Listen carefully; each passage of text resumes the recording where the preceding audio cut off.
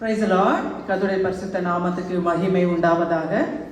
இந்த மாலை ஆராதனைக்கு கடந்து வந்திருக்கிற ஒவ்வொருவரையும் கர்த்தராக இயேசு கிறிஸ்துவின் நாமத்தினால வாழ்த்தி வரவேற்கிறோம். இந்த வேளையில நம்ம ஜெபித்து இந்த ஆராதனையை நம்ம ஆரம்பிப்போம்.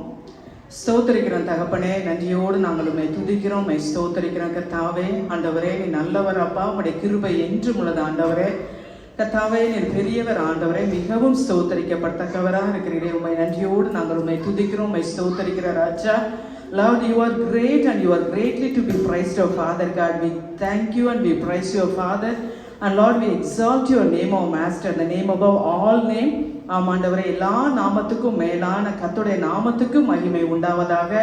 ஆண்டவரே, நாங்கள் கர்த்தரை தொழுது கொள்கிற போதெல்லாம் அவரை மிகவும் சமீபமாய் பெற்ற வேறே பெரிய ஜாதி எது என்று சொல்லி எழுதியிருக்கிறதாப்பா. நாங்கள் உண்மை தொழுது கொள்கிற போதெல்லாம் கர்த்தர் எங்களுக்கு மிகவும் சமீபமாக இருக்கிறீரே, அதற்காக ஸ்தோத்திரம் நன்றி செலுத்தி நன்றியோடு நாங்கள் உண்மை துதிக்கிறாப்பா. நாங்கள் ஆவியோடும் ஆண்டவரை உண்மையோடு நாங்கள் உண்மை தொழுது கொள்ள கர்த்தர் எங்களுக்கு கிருபை செய்யுங்க ஆண்டவரே. ஸ்தோத்திரம் நன்றி. இந்த திருவிருந்த ஆராதனை கர்த்தர் ஆசீர்வதிப்பீராக. துவக்கம் முதல் முடிவு வரைக்கும் பரிசுத்த ஆவியானவர் அப்பா நீர் ஆளுகை செய்யும்படியா நாங்கள் ஜெபிக்கிறோம் ஆண்டவரே. உண்மை நன்றியோடு நாங்கள் உண்மை துதிக்கிறோம், உண்மை ஸ்தோத்தரிக்கிறோம். உமக்கு நாங்கள் நன்றி செலுத்துகிறோம் ஐயா.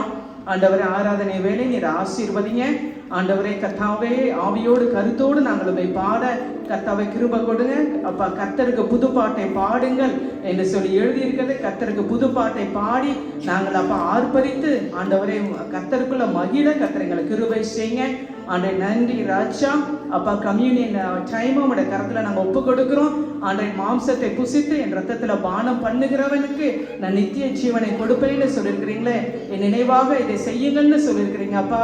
ஆண்டை, ஜீவ அப்பா நானே என்று சொல்லியிருக்கிறீங்களே ஆண்டவரே. வானத்திலிருந்து இறங்கின ஜீவ அப்பா நீர் ராஜா ஆண்டை. நாங்கள் நன்றியோடு துதிக்கிறோம், ஸ்தோத்தரிக்கிறோம், நன்றி செலுத்துகிறோம் ஐயா. ஆண்ட வார்த்தைகளை கொண்டு அப்பா நீர் எங்களோடு கூட பேசுங்க. உடைய தாசனை மூடி மறைத்து நீர் வெளிப்படும்படியா நாங்கள் ஜெபிக்கிறோம் ஆண்டை. சண்டே ஸ்கூல் ஊழியர்களை கர்த்தர் நீர் ஆசீர்வதிங்க அப்பா. வர தடைப்பட்ட ஜனங்களை அப்பா நீர் அழைத்து வரும்படியா நாங்கள் ஜெபிக்கிறோம் ஆண்டை. நன்றி ராஜா. இந்த ஆராதனைக்கு விரோதமாய் கிரியை செய்கிற வல்லமைகளை இயேசுவின் நாமத்துல கடிந்து நாங்கள் அப்புறப்படுத்தி நாங்கள் ஜெபிக்கிறோம் அப்பா. கர்த்தர் நீர் ராஜரீகம் பண்ணுவீராக. நீர் பெருகவும் நாங்கள் சிறுகவும் வேண்டாப்பா. எங்களை தாழ்த்துக்கிறோம், நாங்கள் உயர்த்துகிறோம். மீட்பரும் ரட்சகருமாகிய இயேசுவின் மூலம் ஜெபிக்கிறோம் நல்ல பிதாவே, ஆமென் ஆமென். அப்படியே எல்லாம் எழுந்திருக்கலாம் ஆண்டுடைய சமூகத்தில்.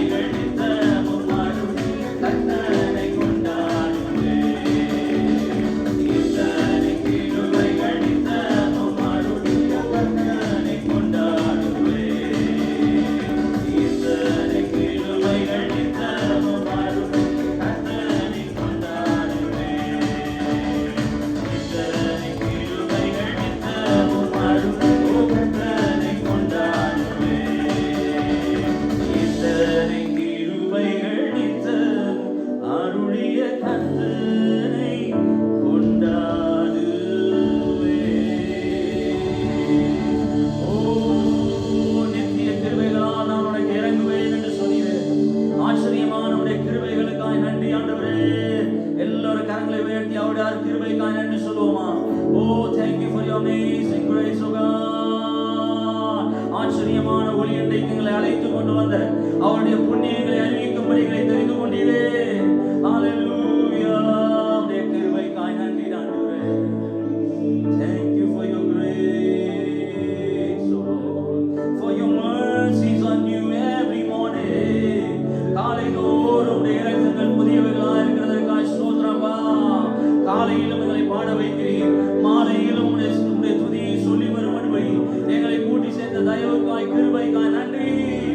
Oh, we praise you, Lord. என் கால் சட்டுகள் சொல்லும் பொழுது உடைய கிருபை எங்களை தாங்குகிறது.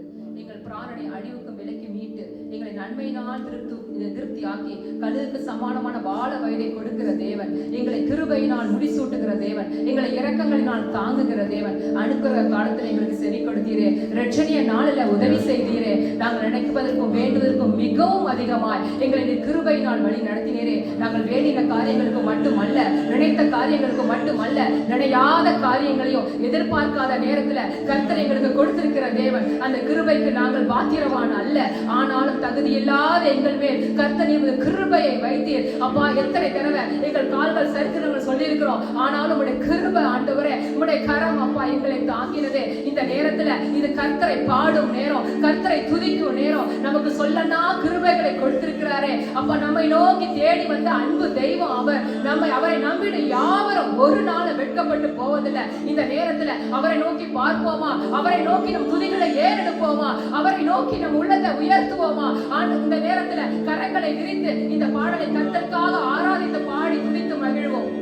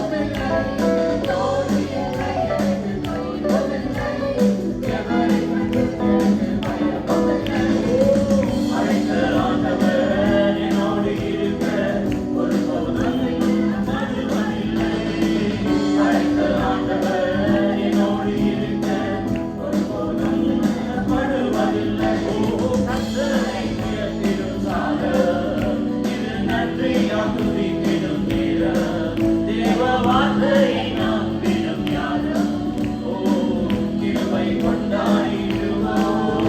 ஓ கர்த்தரை உயர்த்திடும் காலம் இது நன்றியால் துதித்திடும் நேரம். தேவ வார்த்தையை நம்பிடும் யாரும் ஓ கிருபை கொண்டாடிடுவோம். கர்த்தரை உயர்த்திடும் காலம் இது நன்றியால் துதித்திடும் நேரம். தேவ வார்த்தையை நம்பிடும் யாரும் கிருபை கொண்டாடிடுவோம். கிருபை கொண்டாடிடுவோம். கிருபை கொண்டாடிடுவோம். கிருபை கொண்டாடிடுவோம். அவருடைய நாமத்தை நாம் உயர்த்துவோம். ஹalleluya. வாய்களை திறந்து அவருடைய நாமத்தை சொல்லி ஓ யெகோவா நீரே இந்த நாமமுடையவர். யெகோவா ஷாலோம் என்னும் நாமமுடையவர். நமக்கு சாலேமாய் சமாதானத்தை தருகிறவராய் நம்மோடு கூட இருக்காரே. அவரை நோக்கி பார்த்து நான் உம்மை உயர்த்துகிறேன் டாடி. உம்முடைய நாமத்தை நான் உயர்த்துகிறேன்ப்பா. ஓ உம்முடைய நாமத்தை நான் உயர்த்துகிறேன்ப்பா. ஓ ஹalleluya ஹalleluya. பரிசுத்தவான்களின் மத்தியிலே ஆண்டவரே உம்முடைய நாமத்தை நான் தொழுது கொள்வேன் டாடி. ஓ எல்லோரும் வாய்களை திறந்து ஆண்டவரை துதிப்போமா, அவரை உயர்த்துவோம், அவரை ஆராதிப்போம். Oh, we praise you, Lord, we magnify your name. Hallelujah. ரோமர் 5:8 இவ்வாறாக சொல்லுகிறது, நாம் பாவிகளாய் இருக்கையில் கிறிஸ்து நமக்காக மரித்து அவருடைய கடைசி சொட்டு ரத்தம் வரைக்கும் மீட்டெடுத்த அந்த மகாபெரிய அன்பு. There is nothing compared to the love that God has shed upon the cross for us. நம்ம அநேக நேரம் வேலை பளுவிலும் நிறைய காரியங்களை யோசிச்சுட்டு அந்த ஒரு நிமிடம் அந்த அப்பாவுடைய பாதத்துல வந்து உட்கார்ந்து அவருடைய அன்பை எண்ணி பார்த்தோம்னா அந்த சிலுவையில சிந்தின அந்த ரத்தத்திற்கு ஈடா வேற எதுவுமே நம்ம ஈடு இணை எதுவும் கிடையாது. Yes. அந்த அப்பாவுடைய அன்பிற்கு ஈடாக அந்த அவர் சிந்தின அந்த ரத்தத்திற்கு ஈடாக வேற எதுவும் கிடையாது. இன்றைக்கு உங்களை அழுத்துகிற பாரமான பழுவாக சுமையாக எடுத்துக்கொண்டு போயிருக்கிற என் பேர்பட்ட பாரமாய் இருந்தால் இன்றைக்கு தகப்பனுடைய பாதத்துல let's all leave it unto his feet. ஆண்டவரே, I owe it all to you அப்பா. உமக்கு அப்பா நான் இவ்வளவு நாள் என்னை சுமந்து வந்ததற்கும் I owe it all to you. Yes. The love that you carried, Father. ஆண்டவரே, இனிமேலும் நீ சுமந்து செல்வதற்கு என்னை பார சுமையாக சுமத்தி கொண்டு வந்திருக்கிறதுக்கு அப்பா என் பிள்ளையை நான் என்ன செய்வேன்? What will I do? What can I do? But there is a Jesus who will take the future ahead.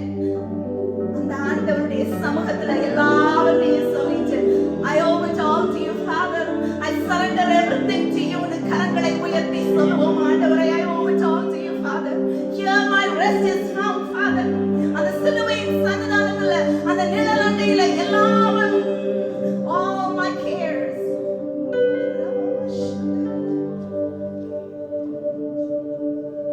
I owe it all to you, Master. Lift your voices.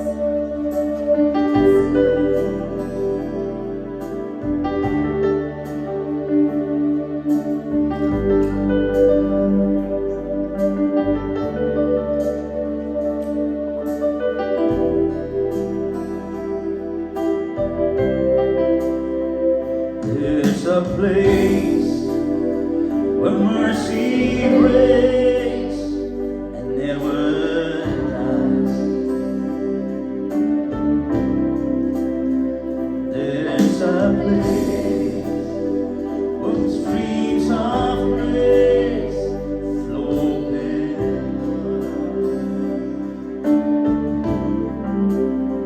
where all the love I've ever found comes like a flood.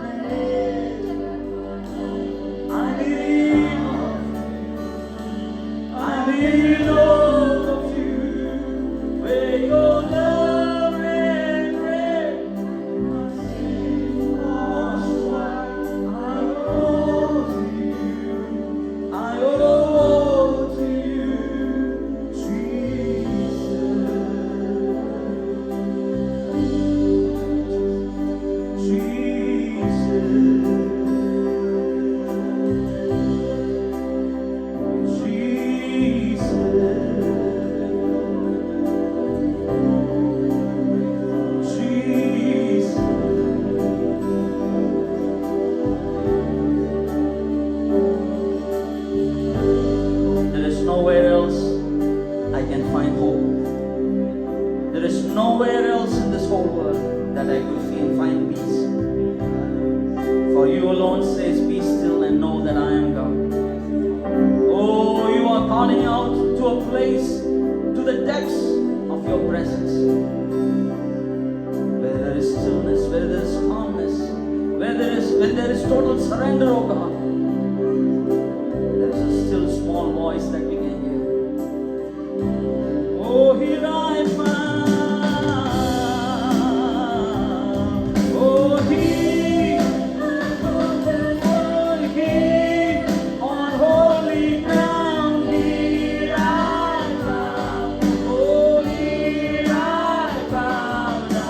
He on solid rock. You say right. Oh, here I found. Here I found. The cross and the rose, I surrender. Oh, I will everything I give up. Oh, where your love and my faith was wide. I owe to you. I owe to you, Jesus. Oh,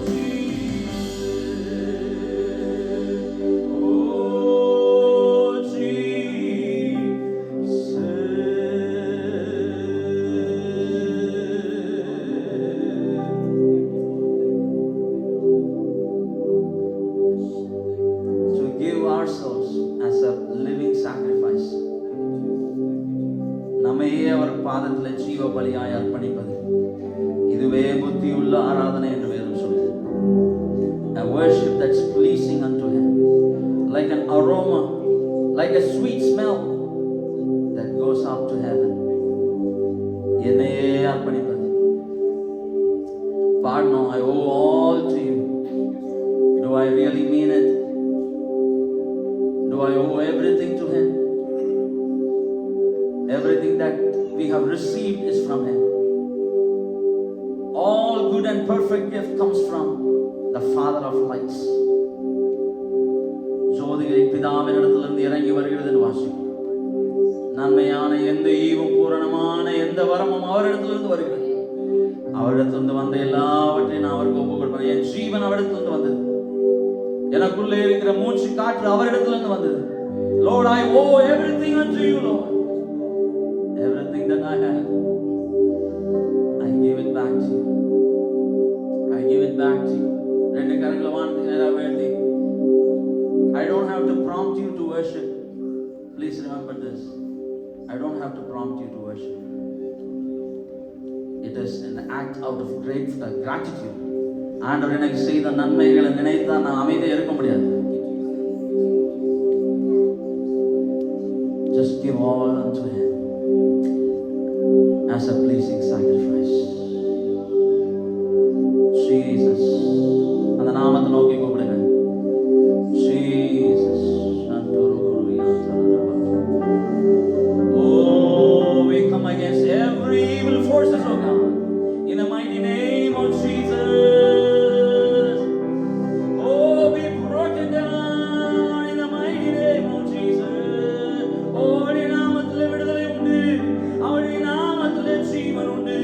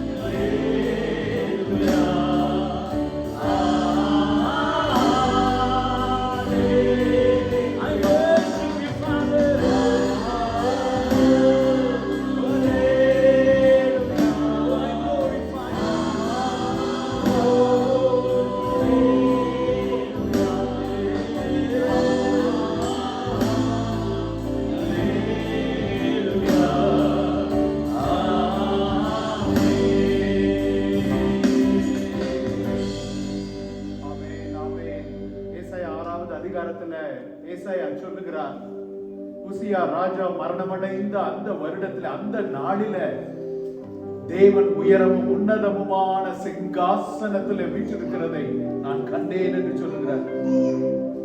பாருங்க, உலகம் முழுவதும் ராஜா மரணமடைந்து விட்டார், இனிமே நமக்கு அடைக்கலம் இல்லையே, நாம் எங்கு போவோம் என்று பதறி அடித்துக் கொண்டு அரண்மனை நோக்கி ஓடிக்கொண்டிருக்கிறார்கள். ஆனால் ஏசாயா சொல்லுகிறார், உசியா ராஜா மரணமடைந்த அந்த நாளில நான் கர்த்தருடைய ஆலயத்தை நோக்கி ஓடினேன். அல்லேலூயா. பிரியமானவர்களே, நாம் எதை நோக்கி ஓடிக்கொண்டிருக்கிறோம்? உலகத்தின் ஓட்டங்கள் நமக்கு உண்டு, இல்லைன்னு சொல்லல. ஆனால் நம்முடைய பரம நோக்கமாய் என்ன இருக்கிறது? எதை நோக்கி, எதை தேடி, எங்கு ஓடிக்கொண்டிருக்கிறோம்? இருளிலே தொலைத்ததை வெளிச்சத்திலே தேடிக்கொண்டிருக்கிறோமா? பாருங்க, உயரமும் உன்னதமுமான சிங்காசனத்துல அவர் வீற்றிருக்கிறதை நான் கண்டேன் என்று ஏசாயா சொல்கிறார். உலகத்தின் காட்சிகள் நம்மை கலங்க பண்ணுகிறது, உலகத்தின் காட்சிகள் நம்மை நடுங்க பண்ணுகிறது, நடக்கிற காரியங்கள் சஞ்சலத்தை கொண்டு வருகிறது. ஆனால் என்ன நடந்தாலும் தேவனுடைய சிங்காசனமோ ஒரு நாளும் அசைக்கப்படுவதில்லை. ஹல்லேலூயா, ஹல்லேலூயா. அவருடைய சிங்காசனம் வானங்களிலே நிலைத்திருக்கிறது, அவருடைய வசனம் வானங்களிலே நிலைத்திருக்கிறது. அவர் ராஜாதி ராஜா, கர்த்தாதி கர்த்தர். அவருடைய மகிமை ஒரு நாளும் குறைவதில்லை. இன்றைக்கு நாம் ஆராதிக்கிறதுனால அந்த மகிமை கூடுகிறதும் அல்ல, நாம் ஆராதிக்க தவறினால் அது குறைகிறதும் இல்லை. அவர் எந்நாளும் மகிமை உள்ளவராய் இருக்கிறார். பிரியமானவர்களே, அந்த மகிமைக்கு நாம் நம்முடைய கண்களை திருப்புவோமானால், இந்த வருட துவக்கத்திலே தேவன் நம்மோடு சொன்னார், நீ விசுவாசித்தால் தேவனுடைய மகிமையை காண்பாய்.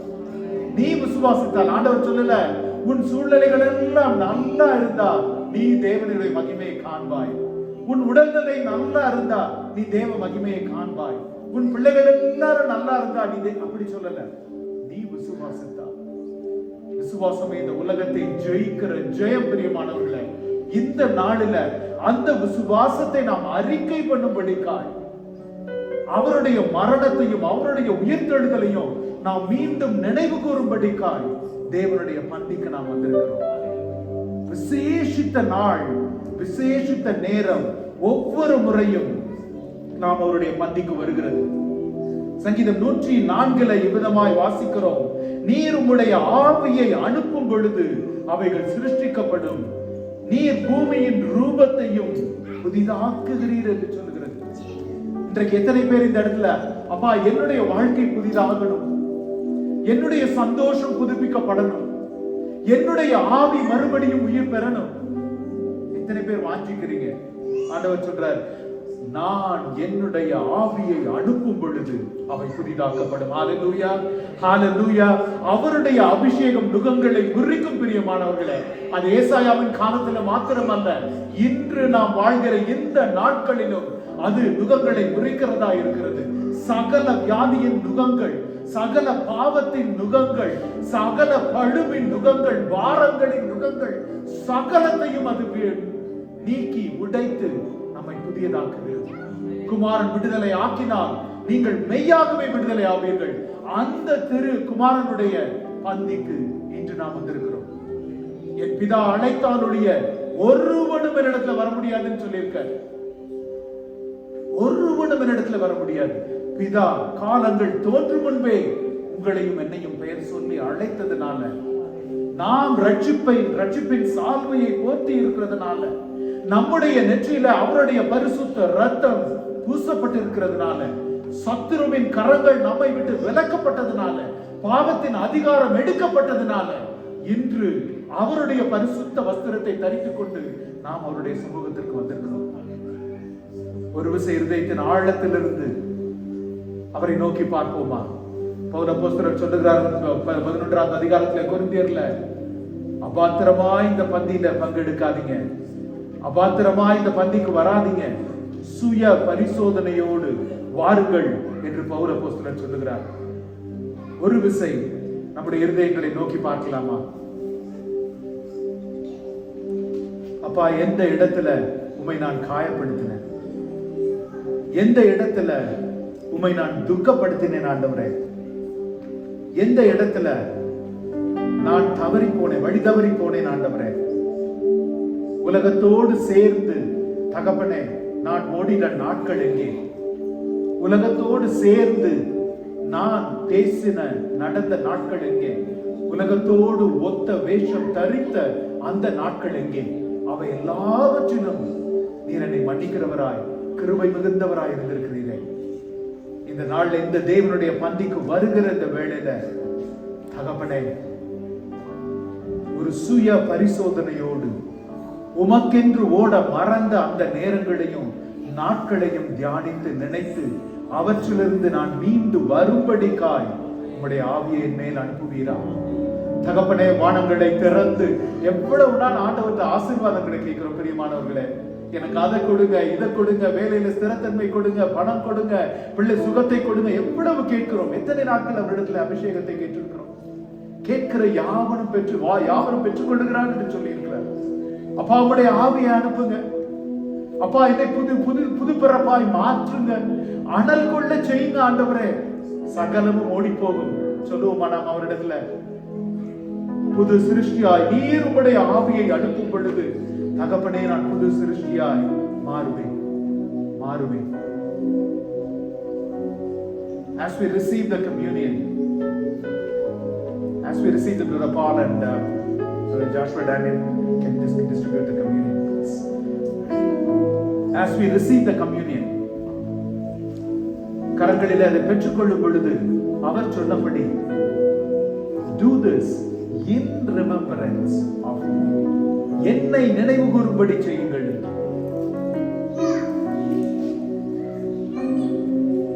அவரை ஒரு விசை கண்கள் முன்னால் நிறுத்தி just one question ask for yourself. Lord, is my life worth the price that was paid? எனக்கு என் உயிருக்கு என் ஜீவனுக்கு கொடுக்கப்பட்ட விலைக்கிரயம், is it worth it, Lord? Is my life really worth it for the price that you paid? ஏசாயாவை போல உலகமெல்லாம் எங்கு வேணா ஓடிக்கொண்டிருக்கலாம், நாம் அவரை நோக்கி ஓடுவோமா? அப்பா, நான் உம்மை நோக்கி திரும்புகிறேன் ஆண்டவரே. உம்முடைய முகத்தை நோக்கி பார்த்த முகங்கள் பிரகாசம் அடைந்தனவே. தகப்பனே, இன்று என் முகத்தை பிரகாசிக்கப்படும். உலகத்தின் முகங்களை பார்த்து, உலகத்தின் அரண்மனைகளை பார்த்து, உலகத்தின் மனுஷரை பார்த்து நான் ஓடின நாட்கள் கடந்த நாட்களாக எனக்கு இருக்கட்டும். கர்த்தரை நோக்கி ஓடுகிற, கர்த்தரை நோக்கி பார்க்கிற ஒரு இருதயத்தையும் கண்களையும் எனக்கு தந்தருளும். இருதயத்தையும் கண்களையும் எனக்கு தந்தருளும்.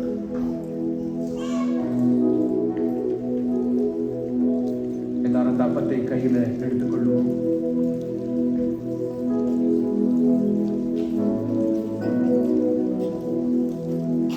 கர்த்தராகிய இயேசு தாம் காட்டிக் கொடுக்கப்பட்ட அன்று ராத்திரியில அப்பத்தை எடுத்து ஸ்தோத்திரம் பண்ணி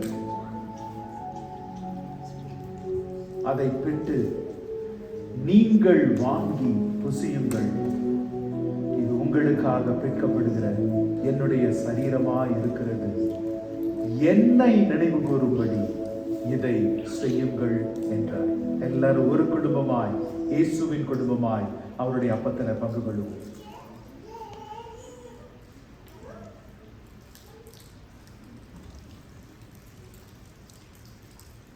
ஒரு விசை சிந்தித்து பார்ப்போம். இயேசுவானவர் இருந்த சூழ்நிலை ஸ்தோத்திரம் பண்ணுகிற சூழ்நிலையா? பாருங்க, அந்த அப்பத்தை எடுத்து அவருடைய சரீரம் பிற்கப்பட போகிறது. ஆனால் அவர் ஸ்தோத்திரம் பண்ணினார்.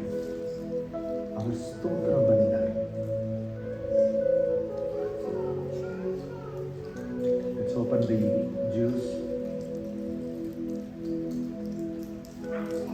விலையேற பெற்ற ரத்தம், நமக்காய், உங்களுக்காய், எனக்காய் சிந்தப்பட்ட ரத்தம், நம் பாவங்களை கழுவின ரத்தம், நம்மை பரிசுத்தமாக்குகிற ரத்தம், ஆக்கின ரத்தம், இந்த நாளிலும் சத்துருவின் கிரியைகளை அழிக்கிற வல்லமையுள்ள பரிசுத்த ரத்தம். இந்த நாளிலும் நுகங்களை முறிக்கிற இரத்தம், இந்த நாளிலும் மரணத்தின் தேவதைகளை துரத்தி அடிக்கிற இரத்தம், நெருங்க கூட பயப்படுகிற பரிசுத்த இரத்தம், நமக்கு கொடுக்கப்பட்ட மிகப்பெரிய ஆயுதம்.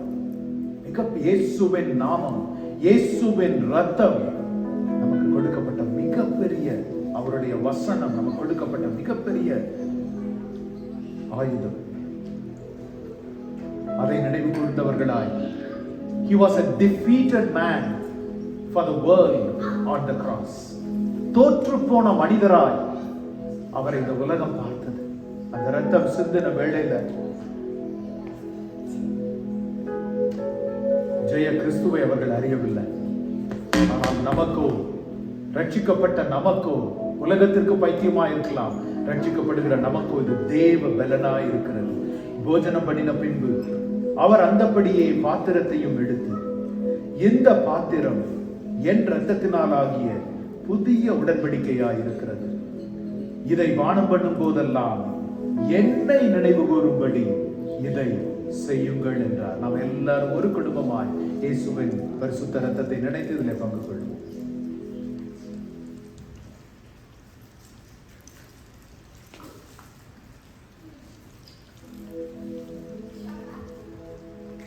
ஒரு விசை, மீண்டும் ஒரு விசையா எல்லாரும் அந்த சிங்காசனத்தில் வீற்றிருக்கும் அந்த கோரஸ் மட்டும் ஒரு முறை பாடலாமா?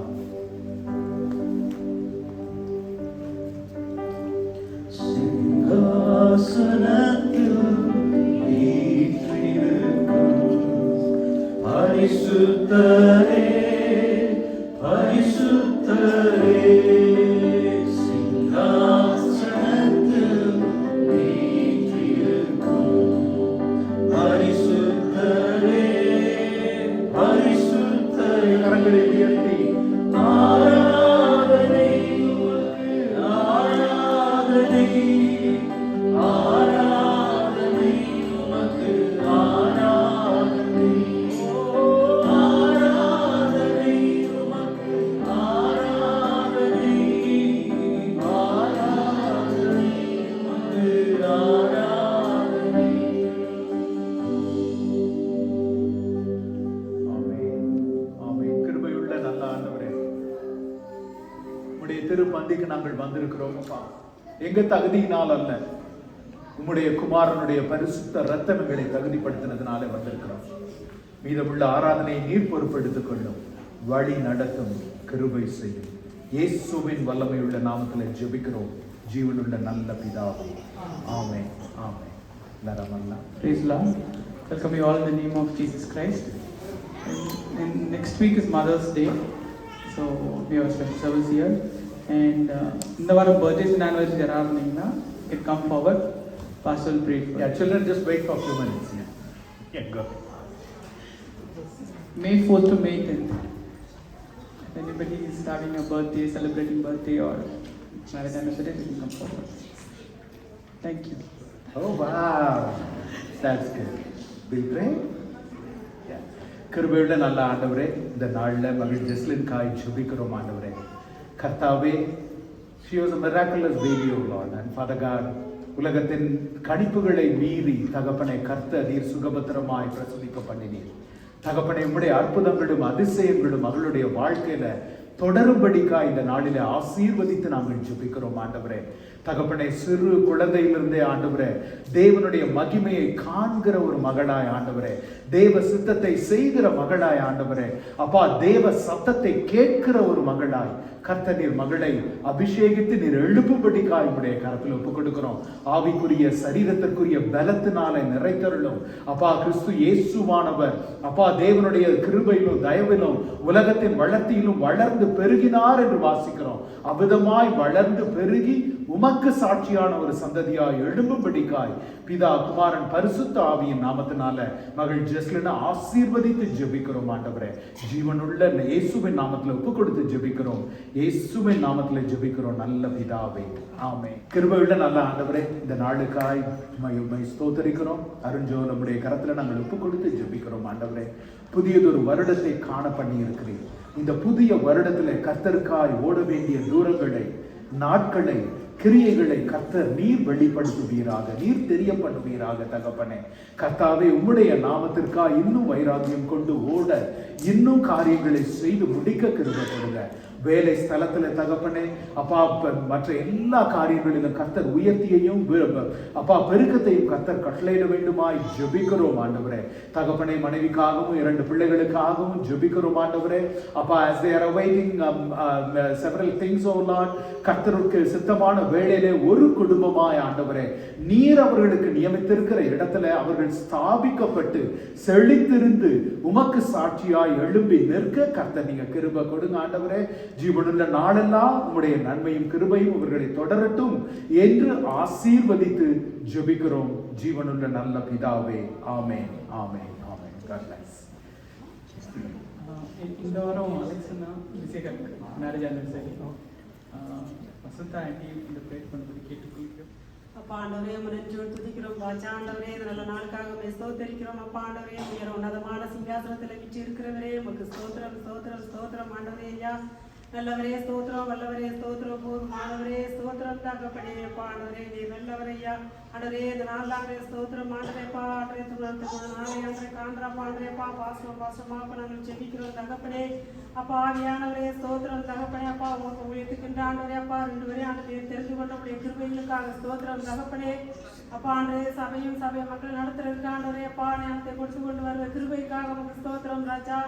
ஆண்டவரே, நீர் கூட இருந்து ஆண்டவரே ஸ்தோத்திரம் அப்பா எல்லா காரியங்களையும் ஆண்டவரே நீர் வெளிப்படுத்தி கொண்டு இருக்கிறவருடைய கிருபைகளுக்காக ஸ்தோத்திரம் தகப்பனே.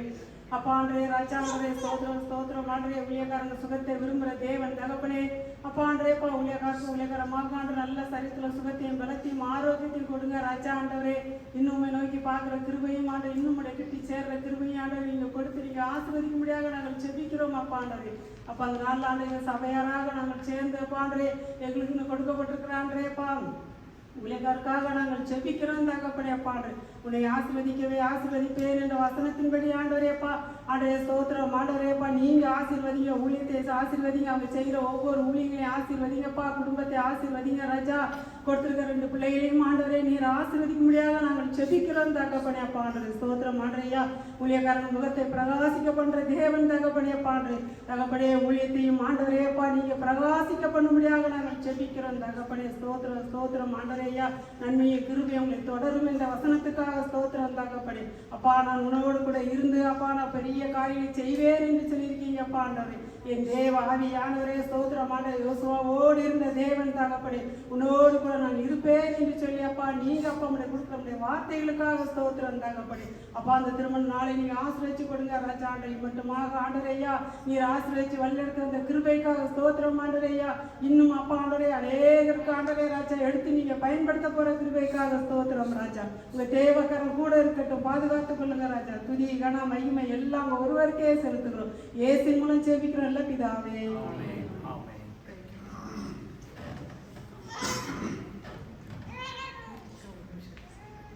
Praise the Lord. அவங்க வசந்தாக்கா கூட இந்த வீக் அவங்க இங்கே ரிட்டர்ன் ஆகுறாங்க. அவங்க இங்கே இருந்த 6 மாதத்துலேயும் நமக்கு ரொம்ப ஆசீர்வாதமாக இந்த சபைக்கு ஆசீர்வாதமாக இருந்தாங்க. எல்லாருக்காகவும் அவங்க ரொம்ப அதிகமாக ஜெபிக்கிற ஒரு ஜெப தாயாக இருந்தாங்க. இந்த கம்மிங் வெட்னஸ்டே அவங்க இந்தியா போகிறாங்க. நம்ம அவர்களுக்காக கூட நம்ம ஒரு நிமிஷம் நம்ம ஜெபிப்போம். ஸ்தோத்தரிக்கிறோம்ப்பா தகப்பனே, நன்றியோடு துதிக்கிறோம். ஸ்தோத்தரிக்கிற ராஜா. ஆண்டவரை வசந்தாக்காக உமக்கு நாங்கள் நன்றி செலுத்துகிறோம். ஆண்டவரை இந்த தேசத்துக்கு அழைத்து வந்து ஆண்டவரை ஆண்டவரை பிள்ளைகளோடு இருக்க கொடுத்த கிருபைக்காக நன்றி செலுத்துகிறோம் அப்பா. ஆண்டவரை அவங்க குடும்பத்துக்கும் இந்த சபைக்கும் ஆண்டவரே அப்பா நீங்கள் அவங்கள ஆசீர்வாதமாக நீங்கள் வைத்திருக்கிற உங்களுடைய கிருபைக்காக நன்றி செலுத்துகிறோம். அக்காவை கத்தனை ஆசீர்வதிங்க. நல்ல சரீர சுக பல ஜீவன் தீர்க்காயசை கட்டளை இடுவீராக. ஆண்டவரே ஸ்தோத்திராப்பா, அவங்களோட பிரயாணங்களை கத்தர் வாய்க்க பண்ணுங்க. ஆண்டவரே அப்பா வழிகளெல்லாம் காக்கும்படி தூதர்களுக்கு கத்தர் கட்டளை இடும்படியாக நாங்கள் ஜெபிக்கிறோம். ஆண்டவரே சுகபத்திரமாய் ஆண்டவரே அவங்க அங்கே இந்தியா போய் ரீச் ஆக கத்தர் கிருபை கொடுங்க. ஆண்டவரை நன்றி செலுத்துகிறப்பா அவர்களை குடும்பத்தையும் கத்தர் ஆசீர்வதிக்கும்படியாக நாங்கள் ஜெபிக்கிறோம். ஆண்டவரே அவர்களை நம்முடைய கரத்தில் நாங்கள் ஒப்பு கொடுக்குறோம். இயேசுவின் மூலம் ஜெபிக்கிறோம் நல்ல பிதாவே. ஆமென், ஆமென். நம்ம பார்த்தீங்கன்னா அவங்க வினிதாவோட அம்மா வந்திருக்காங்க. Welcome aunty. Thank you for coming. Welcome. I hope you all remember Christmasல வந்து ஜியானா பிளஸ் நம்ம டெடிகேட் பண்ணோம், ஒரு பேபி டெடிகேட் பண்ண ஞாபகம் இருக்கா? ஸோ கர்த்தருக்கு ஸ்தோத்திரம். அவர்களுடைய தாய் அபினிதாவுடைய அம்மா வந்திருக்கிறாங்க. ஸோ இன்றைக்கு அவங்க குடும்பமாய் நம்ம மத்தியில் முதல் முறையாக வந்திருக்கிறாங்க. கர்த்தருக்கு ஸ்தோத்திரம். Praise the Lord. மீண்டும் ஒரு விசையாய் கர்த்தருடைய வசனத்தை தரித்து நம்முடைய கர்த்தருடைய வசனத்தை தியானிக்கும்படிக்காய் நம்ம மத்தியில் ஆவியானவர் கிரியை செய்கிறதற்காய் ஸ்தோத்திரம். அவர் நமக்கு பலப்படுத்தினாலுடைய வசனத்தினுடைய ரகசியங்கள் நமக்கு ஒரு நாடும் விளங்காது, புரியாது. மற்ற புத்தகங்களை வாசிக்கிறது போல நம்ம வேதத்தை வாசிக்க முடியுமே தவிர அதன் ரகசியங்களை, வெளிப்படத்தில் இருக்கிற ரகசியங்களை நாம் அறியணும் அப்படின்னா கர்த்தருடைய வெளிச்சம் நமக்கு வேணும், ஆவியானவருடைய பலம் நமக்கு வேண்டும். இந்த நாள்ல எப்பவுமே நம்முடைய திருவிருந்து ஆராதனைக்காய் செய்திக்கு ஆயத்தப்படும் பொழுது கொஞ்சம் அதிகமாய் பிரயாசப்பட்டு ஜெபித்து ஆயத்தப்படுகிறது வழக்கம். ஆன் டாப் ஆஃப் இட் இந்த நாள்ல இந்த இட்ஸ் பீன் ஒரு போன ஒரு 4 to 6 weeks has been very very difficult and challenging week எனக்கு ஆக்சுவலா. ஏன்னா ஒர்க்ல நிறைய demands and several things that are going on. So நானும் ஒவ்வொரு நாளும் ஒவ்வொரு முறையும் இப்போ நம்ம இன்னைக்கு கொஞ்சம் கூட இன்னைக்கு நம்ம ஜெபிக்கணும், இன்றைக்கு நாம அதுக்கு கொஞ்சம் ஆயத்தப்படணும். எவ்வளவோ நான் முயற்சி பண்ண போதும் பாருங்க, கிட்டத்தட்ட almost 16 hours a day I've been up and running. ஒரு நான் சொன்னேன், ஆண்டவரே எனக்கு யூஸ்வலாக கம்யூனிட்டி சர்வீஸ்க்கு நான் ரொம்ப இந்த மாதிரி விதமாக ஆயத்தம் அடைவேன். நீங்கள் என்னோட பேசுங்க, எதை குறித்து நான் பேசுகிறது, என்ன ஆயத்தப்படுகிறது என்ன என்று சொல்லும்போது பாருங்க, இந்த வாரத்தில் ஒரு 2-3 கால்ஸ் சகோதரர்கள் ஃபோன் பண்ணி ஜெபத்திற்காக ஃபோன் பண்ணி அவர்களுக்காக ஜெபித்த பொழுது அந்த காரியங்கள் எல்லாம் ஒவ்வொரு காரியத்திலும் ஆண்டவர் பல கிரியைகளை வெளிப்படுத்தினார். அதுல ஒரு சகோதரர்லாம் சொன்னாங்க, ஆனா that evening he called me back and he said exactly what I was struggling with. நீங்க ஜெபித்தீங்க and கர்த்தர் விடுதலை கொடுத்தார் என்று. அப்பதான் எனக்கு ஆவியானவர்கிட்ட நான் கேட்ட பொழுது அவர் என் இருதயத்துல வைத்த விஷயங்கள், நாம் பல நேரத்துல நினைக்கிறோம் நல்ல உபவாசம் இருந்து ஒரு 7 நாள் தனியா எங்கேயாவது இருந்து கர்த்தரிடத்துல இருக்க வசனத்தை நாம் பெற்றுக்கொண்டு அப்புறம் நம்ம கொடுத்தாதான் அது பெரிய விஷயமா இருக்கும் என்று நாம் நினைக்கிறோம். ஆனா நம்ம ஆண்டவர் பாருங்க, நம்மோடு அனுதின நாட்களில நம்முடைய உபத்திரவங்களில சந்தோஷங்களில இடைப்பட வாஞ்சையுள்ளவராயிருக்கிறார். ஆமென், ஹல்லேலூயா. அதுக்கு நீங்க சபையில இருக்கணும்னு அவசியம் இல்லை, அதுக்கு நீங்க உங்க வீட்டுல இருக்கணும்னு அவசியம் இல்லை, அதுக்கு நீங்க எங்கே இருந்தாலும் சரி. யோசிச்சு பாருங்க, இன்றைக்கு ஏசாயா 6 நான் திருவிருந்தை குறித்து சொல்லும் போது சொன்னேன், ஏசாயா 6ல ஏசாயா உலகம், அந்த ஊர் முழுவதும், அந்த தேசம் முழுவதும் அரண்மனை நோக்கி ஓடுகிறது. உசியா ராஜா அதை குறித்து ஒரு sermon நான் கொடுத்திருக்கேன். நான் ஆக்சுவலா ஏசாயா 6ல இருந்து நம்ம யூடியூப்ல போய் பாத்தீங்கன்னா தெரியும். உசியா ராஜா மரணம் அடைந்த பொழுது அப்படின்னா அது ஒரு சாதாரணமான வார்த்தை கிடையாது. 52 ஆண்டுகள் ஆட்சி செய்த, இஸ்ரவேலை ஒரு தேசமாய் எழுப்பி கட்டின, சகல எதிரிகளின் மேலும் வெற்றி சிறந்த, பாகாலின் பலிபீடங்களை நொறுக்கி போட்ட, இஸ்ரவேலின் ஆராதனை முறைகளையே தேவனுக்கு பக்கமாய் திருப்பின ஒரு ராஜா மரணம் அடைந்து போகிறார். அதான் பாருங்க, எவ்வளவு பரிசுத்தமுள்ள மனுஷராய் இருந்தாலும், எவ்வளவு பலமுள்ள மனுஷராய் இருந்தாலும், எவ்வளவு கீர்த்தியுள்ள மனுஷராய் இருந்தாலும் முடிவு என்பது நிச்சயம். ஏன்னா அப்பிரயோஜனமான எலியா நம்மை போல பாடுள்ள மனுஷனாயிருந்தார். அதனால முடிவு என்பது நிச்சயம். ஆனால் ஒரு முடிவும் இல்லாத, துவக்கமும் முடிவும் இல்லாத, ஆதியும் அந்தமுமானவரை நாம் நோக்கி பார்க்கும் பொழுது நாம் அந்த மகிமையை காண்போம். அதான் ஏசாயா பாருங்க, உலகமெல்லாம் ஒரு பக்கம் ஓடுது, ஏசாயா ஆலயத்தை நோக்கி ஓடுகிறார். எல்லாரும் அந்த காட்சியை மிஸ் பண்ணிட்டாங்க. உயரமும் உன்னதமுமான சிங்காசனத்தில் வீற்றிருக்க கண்டேன், அவருடைய வஸ்திர தொங்கலால் தேவாலயம் நிரம்பி இருந்தது என்று ஏசாயா சொல்லுகிறார். அவரை தவிர ஆனா அதை பார்க்கறதுக்கு ஒருத்தர் கூட கிடையாது. அதனாலதான் வேதம் சொல்லுகிறது, உலகத்திற்கு ஒத்த வேஷம் தரிக்காதீர்கள். ஏன்னா உலகத்திற்கு ஒத்த வேஷம் தரித்து உலகத்தோடு நாம் ஓடிக்கொண்டிருக்கிற பொழுது தேவன் நமக்கென்று வைத்திருக்கிற மகிமையின் காட்சிகளை, தரிசனங்களை நாம் விட்டு போவோம். அவ்விதமான தரிசனங்களுக்குள்ளாய் இந்த 2-3 வாரங்கள்ல ஆவியானவர் இந்த செய்திக்காயனை வழி நடத்தினார். தரிசனம்னா நம்முடைய அனுதின வாழ்க்கையில, குறிப்பாய் இதை நாம ஒரு செய்தியா இன்றைக்கு பார்க்க போறதுல 3, I think either 2 or 3 parts I will preach. ஆனா அந்த செய்தியினுடைய சாராம்சம், அடித்தளம் ரோமர் 12:12. அதனுடைய அடிப்படையில 3 பகுதிகளா அல்லது 2 பகுதிகளாய் முதல்ல இன்னைக்கு கொஞ்சம் இன்ட்ரோடக்ஷன், குறிப்பா நம்முடைய திருவிருந்தை குறித்து. ஐடியலா நம்ம இந்த மெசேஜ் முடிச்சுட்டு நம்ம கம்யூனியன் போனோம்னா நல்லா இருந்திருக்கும்.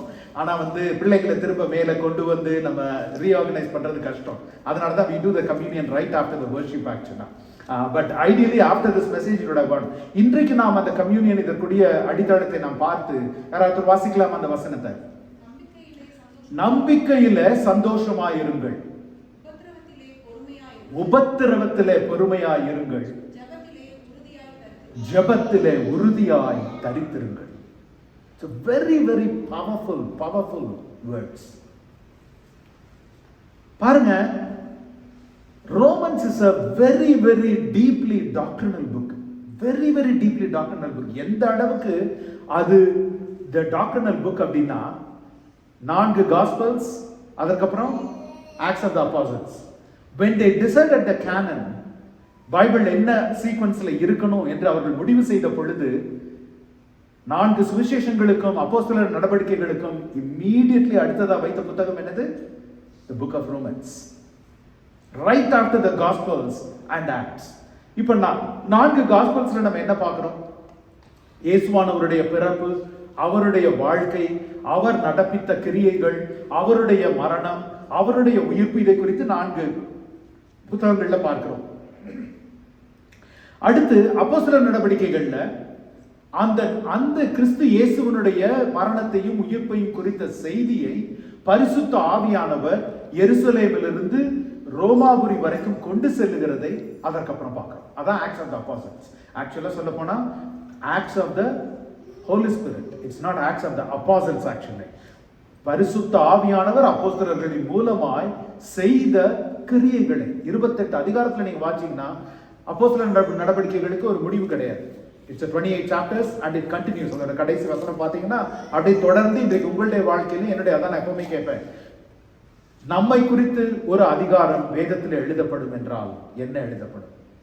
அன்றைக்கு அப்போஸ்தலர் நடவடிக்கைகள்ல பவுலும் பேதுருவும் அவங்க எல்லாம் நினைச்சிருப்பாங்களா ஒரு நாள் என்னை பத்தி புக் எழுதுவாங்க, அதை 2000 வருஷம் கழிச்சு இங்க உட்காந்து யாராவது படிப்பாங்கன்னு? பரிசுத்த ஆவியானவருடைய கிரியைகள் இன்றைக்கும் உங்கள் மூலமாய் என் மூலமாய் தொடர்ந்து கொண்டிருக்கிறது. சரியா? அதற்கு அடுத்த புத்தகம் ரோமன்ஸ். ரோமன்ஸ்ல பவுல் எதை குறித்து எழுதுகிறார் தெரியுமா?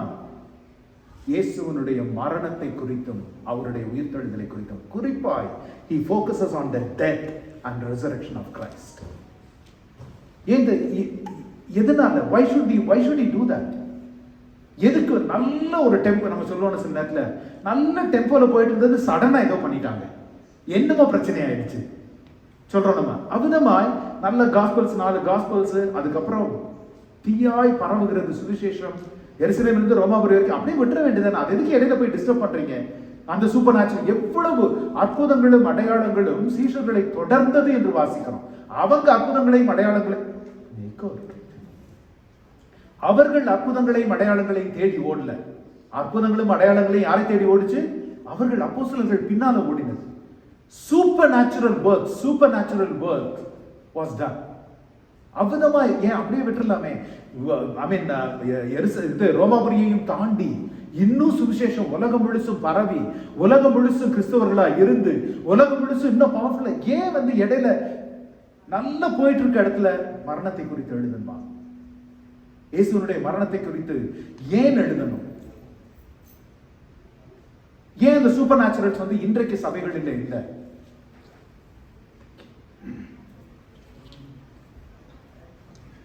அந்த சூப்பர் நேச்சுரல், அந்த அற்புதத்தின் கிரியைகள் ஏன் இன்றைக்கு சபைகள்ல நடக்கிறது இல்லை? நமக்கு அந்த கேள்விகள் நிச்சயம் உண்டு. அனுதின நடவடிக்கையா இருந்தது அவங்களுக்கு. பேதுருவும் யோவானும் முழங்கால் போட்டு கையை தூக்கி ப்ரே பண்ணி அதுக்கப்புறம் அந்த முடவனை தொட்டு சுகமாக்குனாங்கன்னு வாசிக்கல. நடந்து போகும்போது பார்த்து சொல்றாங்க, வெள்ளியோ பொண்ணோ என்கிட்ட இல்ல, இயேசுவின் நாமத்தினால அவன் எழுந்து நடக்கிறான். சபைகள்ல அநேக அற்புதங்கள் ஏன் இன்றைக்கு நாட்கள்ல அவைகள் நடக்கிறது இல்ல? ஏன் இயேசுவை இப்ப சப்போஸ் நீங்க ஒரு ஆட்டோபயோகிராஃபி எழுதுனா எப்படி எழுதுவாங்க? யோசிச்சு பாருங்க. ஒரு ஆட்டோபயோகிராஃபி எழுதுனா அவரை குறித்து நல்ல ஒரு அவர் அப்படிப்பட்டவர், இப்படிப்பட்டவர், அந்த காரியங்களை செய்தார், இந்த காரியங்களை செய்தார், அப்படி செய்தார், இப்படி செய்தார், அவரை குறித்து அதிகமாய் அந்த நல்ல காரியங்களை குறித்து ஃபோக்கஸ் பண்ணி தான் நாம எப்பவுமே எழுதுவோம். ஆனா பாருங்க, Pavul அப்போஸ்தலரோ he is focusing on the death of Jesus Christ, not on the miracles, not on water turning into wine, not on the best of the teachings of Jesus Christ. அவர் மரணத்தை குறித்து எழுதுகிறார். Paul is reminding them, hold on, நடந்து கொண்டிருக்கிற காரியங்கள்லாம் உற்சாகமுள்ள காரியங்கள் தான், நன்மையான காரியங்கள் தான். Get back to the basics. அடித்தளத்தை மறந்து விடாதீர்கள், மூலத்தை மறந்து விடாதீர்கள். நடக்கிற எல்லா காரியங்களும் அடித்தளத்தில் எதை பற்றி கொண்டிருக்கிறது என்றால் இயேசுவினுடைய மரணத்தை பற்றி கொண்டிருக்கிறது. நான் எப்பவுமே சொல்வேன், சோ இயேசுவானவர் 33.5 வருட காலங்கள் வாழ்ந்து அவர் மரிக்காமல் மட்டும் ஏனோக்கை போல திடீர்னு ஒரு நாள் வானத்துக்கு ஏறி போயிருந்தார் வச்சுக்கோங்க, அவர் உயிர் தள்ளாமல் இருந்திருந்தார் வச்சுக்கோங்க, நம்முடைய விசுவாசம் வீண். பவுல் சொல்ற நம்ம பிரசங்கம் எல்லாம் வெறுதா என்று அவர் சொல்லுகிறார். ஆனா பாருங்க, அவர் மரித்ததுனால, அவர் உயிரோடு எழுந்ததுனால இன்றைக்கு நாம் கிறிஸ்துவர்கள் என்று அழைக்கப்படுகிறோம். பவுல் அப்போஸ்தலர் அவங்கள பர்டிகுலரா think about the situation of Romans. இதுல ரோமன்ஸுடைய சிச்சுவேஷன் என்ன? அவங்க இன்டென்ஸ் பெர்சிக்யூஷன்ல இருக்காங்க. பெர்சிக்யூஷன்ல இருக்க ஒருத்தவங்களுக்கு நம்ம எப்படி எழுதணும்? ஒருத்தர் கடிதம் எழுதுறீங்கன்னு வச்சுக்கோங்க, எப்படி எழுதுவீங்க? உற்சாகப்படுத்தி, ஒரு சந்தோஷமான விஷயங்களை குறித்து. இப்போ சில நேரத்தில் யாராவது நம்மள்ட்ட வந்து பேசினா நம்ம கேட்போம், நானே நொந்து போயிருக்கேன், இது எனக்கு தேவையாது, வேற ஏதாவது நல்ல விஷயங்கள் நீங்க என்கிட்ட பேச மாட்டீங்களா, கேட்கறது இல்லையா நம்ம?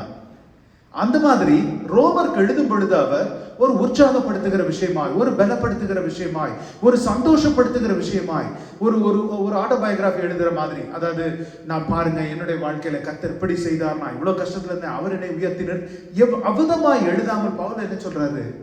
இயேசுவினுடைய மரணத்தை குறித்து ரோமருக்கு அவர் எழுதுகிறார். நான் சொன்ன மாதிரி இது எவ்வளவு ஒரு முக்கியமான காரியம் என்றால், வேத ஆராய்ச்சியாளர்கள் they kept the book of Romans, it is so deeply doctrinal, they kept the book of Romans right after Gospels and Acts. அவ்வளவு ஒரு முக்கியத்துவம் நிறைந்த. என்ன காரணம் என்ன தெரியுமா? Paul reminds them of the price that was paid. ரோமருடைய ரோம சபை என்பது யூதர்களும் யூதர் அல்லாதவர்களும் கலந்த ஒரு சபை. அந்த சபைக்கு பவுல் அப்போஸ்தலர் சொல்லுகிறார், உங்களுக்காய் கொடுக்கப்பட்ட விலைக்கரையத்தை நீங்கள் உணராது இருப்பீர்கள் என்றால் ஒரு நாளும் உலகத்தின் உபத்திரவத்தை உங்களால் தாங்க முடியாது, உலகத்தின் உபத்திரவத்தை உங்களால் பெற்றுக்கொள்ள முடியாது. ஏன்னா ஆதி திருச்சபைக்கு, ஆதி அப்போஸ்தலர்களுக்கு ஒரு விசேஷித்தமான ஒரு அழைப்பு இருந்தது.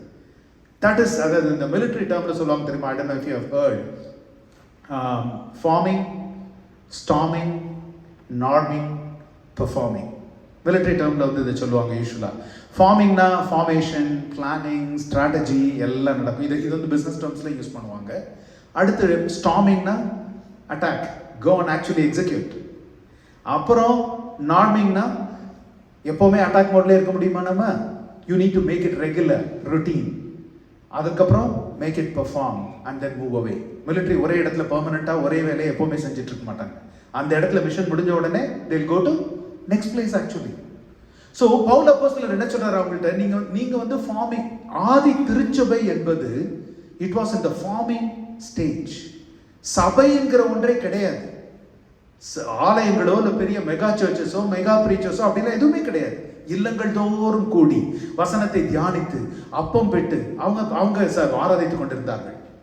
சோ ஆதி திருச்சபையில அப்போஸ்தலர்களை ஏன் அதிசயங்களும் அற்புதங்களும் பின்தொடர்ந்தது என்றால், ஏன் அவங்க பவுலுடைய கைக்குட்டையை தொட்டவர்கள், தலை கச்சையை தொட்டவர்கள்லாம் சுகமடைந்தார்கள் என்றால், the church was being established. 50 வருடங்களில எருசலேமிலிருந்து ரோமாபுரி வரைக்கும் சபை பரவுகிறது. அதற்கப்புறம் தான் வருது ரோமன்ஸ். இப்போ இயேசுவானவர் அவர்களோடு இருக்க போவதில்லை. You know, first hand witnesses of the gospel are fading away. First hand அப்போஸ்தலர்களும் மற்றவர்களும் உடனிருந்து இயேசுவினுடைய வாழ்க்கையை கண்டவர்கள், இயேசுவினுடைய வார்த்தையை கேட்டவர்கள் கொஞ்சம் கொஞ்சமா they are fading away. இந்த நேரத்துல தான் வேதம் எழுதப்படுகிறது. இன்னமும் பைபிள் கிடையாது. இன்றைக்கு நீங்களும் நானும் லெதர் பவுண்ட் இன்னும் 10 பைபிள் வச்சிருக்கோம் வீட்டில், 20 பைபிள் இருக்கு நம்ம வீட்டில். இன்னமும் அவங்களுக்கு எழுதி பார்க்கறதுக்கோ there are manuscripts here and there spread all around. இன்னும் அவங்களுக்கு புதிய ஏற்பாடோ எதுவோ அவர்களுக்கு இன்னும் எழுதப்படல. We are talking about the very first century. They just obeyed the Holy Spirit blindly. காரணம் என்ன தெரியுமா? தங்களுடைய முன் வாழ்க்கையை அவர்கள் அறிந்திருந்தார்கள். அப்போஸ்தலர் நடவடிக்கை 2வது அதிகாரத்திற்கு முன்பாய் அவர்களுக்கு இருந்த வாழ்க்கையை அவர்கள் அறிந்தவர்களாய் உணர்ந்தவர்களாய் இருந்தாங்க. அவங்களே நினைச்சிருப்பாங்க, நானா என் கரத்தை கொண்டு இந்த கிரியைகள் நடக்கிறதா, நானா இதெல்லாம் செய்து முடிக்கிறேன். It is something much beyond their reach. ஏன் தெரியுமா? தேவன் தன்னுடைய சபைக்கென்று ஒரு நோக்கத்தை வைத்திருந்தார். நேற்று உபவாச ஜெபத்தில் நான் சொன்ன ஏசாயா 46:11 வசனத்திலிருந்து நான் சொன்னேன். ஏசாயா 46:11 பாபிலோனியன் கேப்டிவிட்டிக்கு பல நூறு வருடங்களுக்கு முன்பாக எழுதப்பட்ட ஒரு வசனம். வாசிக்கலாமா? ஏசாயா 46:11. உராய்ச்சுகிற ஒரு பட்சியை கிழக்கிலிருந்தும் என் ஆலோசனை நிறைவேற்றும் மனுஷனை தூர தேசத்திலிருந்தும் வரவழைக்கிறவராக இருக்கிறேன். அதை சொன்னேன், அதை நிறைவேற்றுவேன், அதை திட்டம் பண்ணினேன், அதை செய்து முடிப்பேன். இந்த வசனம் ரொம்ப சிம்பிளா இதை நம்ம கிராஸ் பண்ணி போயிடுவோம். இந்த வசனம் யாரை குறித்து எழுதியிருக்கிறது தெரியுமா? தரியு ராஜாவை குறித்து எழுதியிருக்கிறது. எருசலேம் தேவாலயம் இன்னும் பாபிலோனியன் கேப்டிவிட்டியே நடக்கல. தேவன் எழுதும் பொழுது பாபிலோனிய சிறையிருப்பை மாத்திரம் எழுதல, பாபிலோனிய சிறையிருப்பிலிருந்து எப்படி விடுதலை வரும் என்பதை தேவன் தீர்க்க தரிசனமாய் பல நூறு வருடங்களுக்கு முன்பாய் எழுதி வைத்து போகிறார். பாருங்க, இன்னைக்கு நம்ம வாழ்க்கையில நம்ம நினைக்கிறோம், இக்கட்டான சூழ்நிலைகளில, சிக்கலான நேரங்களில, ஐயோ, does God know what is going on in my life? தேவனுக்கு என் வாழ்க்கையில் என்ன நடக்குதுன்னு, ஏன் இதெல்லாம் நடக்குது, நான் என்ன பண்ணேன், ஏன் எனக்கு எந்த பதில் என்னுடைய ஜெபங்களுக்கு, when things are delayed in my life, எவ்வளவோ நாட்கள் ஜெபித்துக் கொண்டிருக்கிறேன், போராடி கொண்டிருக்கிறேன், ஏன் எனக்கு விதமான தாமதங்கள் என்கிற சிந்தையெல்லாம் வரும்போது ஒரு விஷயம் யோசிச்சு பாருங்க. ஏசாயா 46:11. ஏன்னா இந்த கடந்த சில வாரங்களிலே ஆவியானவர் என்னை இட்டு சென்ற அந்த வசனம் அது. சிறையிருப்பு நடக்கிறதற்கு முன்பாகவே சிறையிருப்பின் திருப்புதலை குறித்து எழுதின தேவன் நான். அல்லேலூயா. பேசின தேவன் நான். உன் வாழ்க்கையை நான் அறியாதிருப்பேனோ, உன் வாழ்க்கையில் நடக்கிற கிரியைகளை, காரியங்களை நான் அறியாதிருப்பேனோ, நான் அறிந்திருக்கிறேன், நான் செய்து முடிப்பேன். ஆமென். கர்த்தர் சொன்னதை அவர் செய்து முடிக்க மட்டும், அடுத்தவங்க கரத்தை கொண்டு அல்ல. சாலமோன் என்ன சொல்லுகிறார்?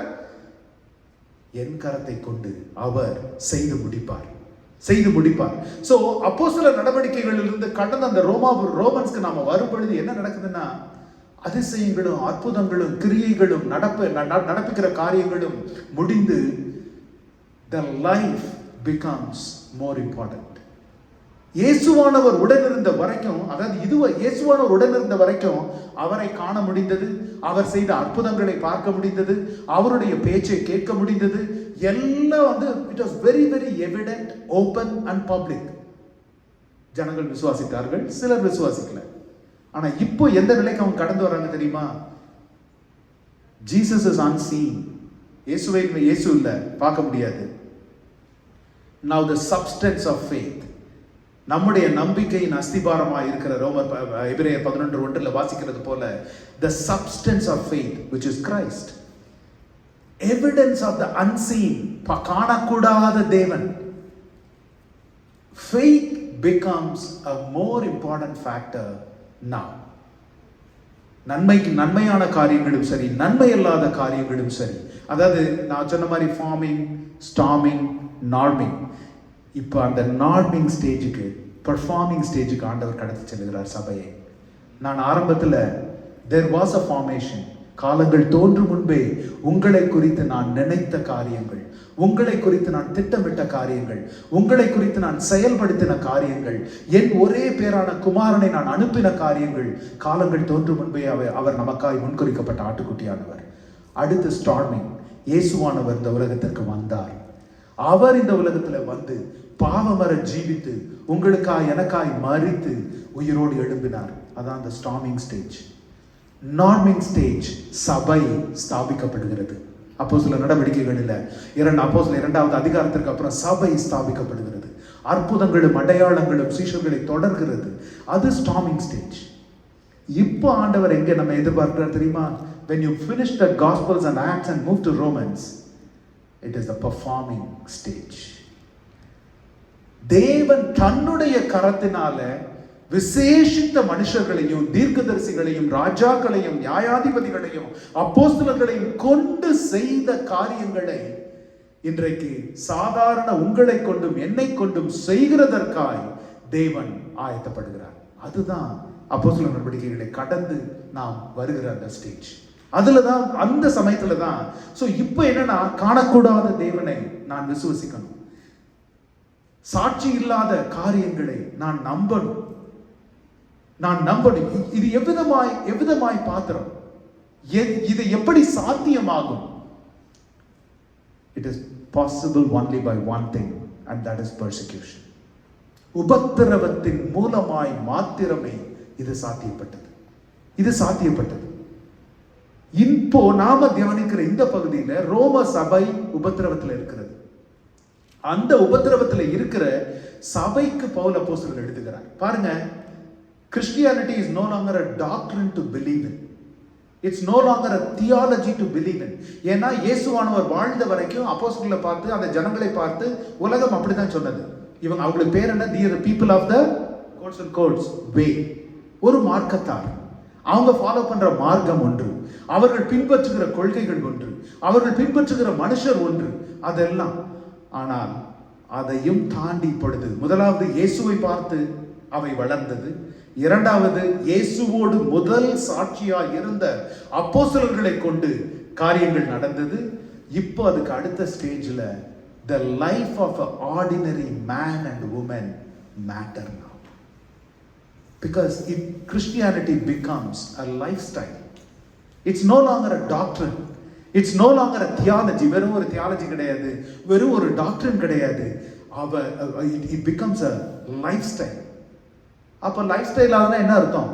பவுல் அப்போஸ்தலர் challenge, gospel is now a challenge. இப்போ அது ஒரு சேலஞ்ச், ஒரு சவால் கொடுக்கப்படுகிறது. என்ன சவால்? live differently. அதனால தான் ரோமாபுரி சபைக்கு பவுல் எழுதுகிறார், உங்களை உற்சாகப்படுத்தி உங்களை ஒரு மேஜிக்கல் திங்ஸ் உங்களுக்கு சொல்லி அல்ல, என்னை ஸ்திரப்படுத்தின பலப்படுத்தின இயேசுவின் மரணத்தை குறித்து உங்களுக்கு எழுதுகிறேன். ஏன்னா பவுல் அப்போஸ்தலர் அந்த காரியங்கள்ல நடந்த 2 கொரிந்தியர் 5:14-15 வசனங்கள் எடுத்தா நாம் வாசிக்கலாம். அவர் தெளிவாய் தன்னுடைய திட்டத்தை அவர் அந்த இடத்துல சொல்லியிருக்கிறார். அவர் ஏன் உபத்திரவத்தில் இருக்க ரோமாபுரி சபைக்கு அவர் மரணத்தை குறித்து எழுதுகிறார் என்றால், அது ஒன்று மாத்திரமே, அவருடைய மரணமும் அவருடைய உயிர்ப்பும் ஒன்று மாத்திரமே, that has the power to sustain us. நம்மை தாங்கி நடத்த வல்லமை உள்ளது. அது ஒன்று மாத்திரம் தான். 2 கொரிந்தியர் 5:14-15 வசனங்கள் வாசிக்கலாமா? கிறிஸ்துவினுடைய அன்பு எங்களை நெருக்கி ஏவுகிறது. ஏனென்றால் எல்லாருக்காகவும் ஒருவரே மரித்திருக்க எல்லாரும் மரித்தார்கள் என்றும், பிழைத்திருக்கிறவர்கள் இனி தங்களுக்கென்று பிழைத்திராமல் தங்களுக்காக மரித்து எழுந்தவருக்கென்று பிழைத்திருக்கும்படி அவர் எல்லாருக்காகவும் மரித்தார் என்றும் நிதானிக்கிறோம். ஆமென். பவுல் என்ன சொல்லுகிறார்னா, நாங்கள் வாழ்வது அவருடைய மரணத்தினால, அந்த மரணத்தை குறித்து உங்களுக்கு நான் எழுதுகிறேன்.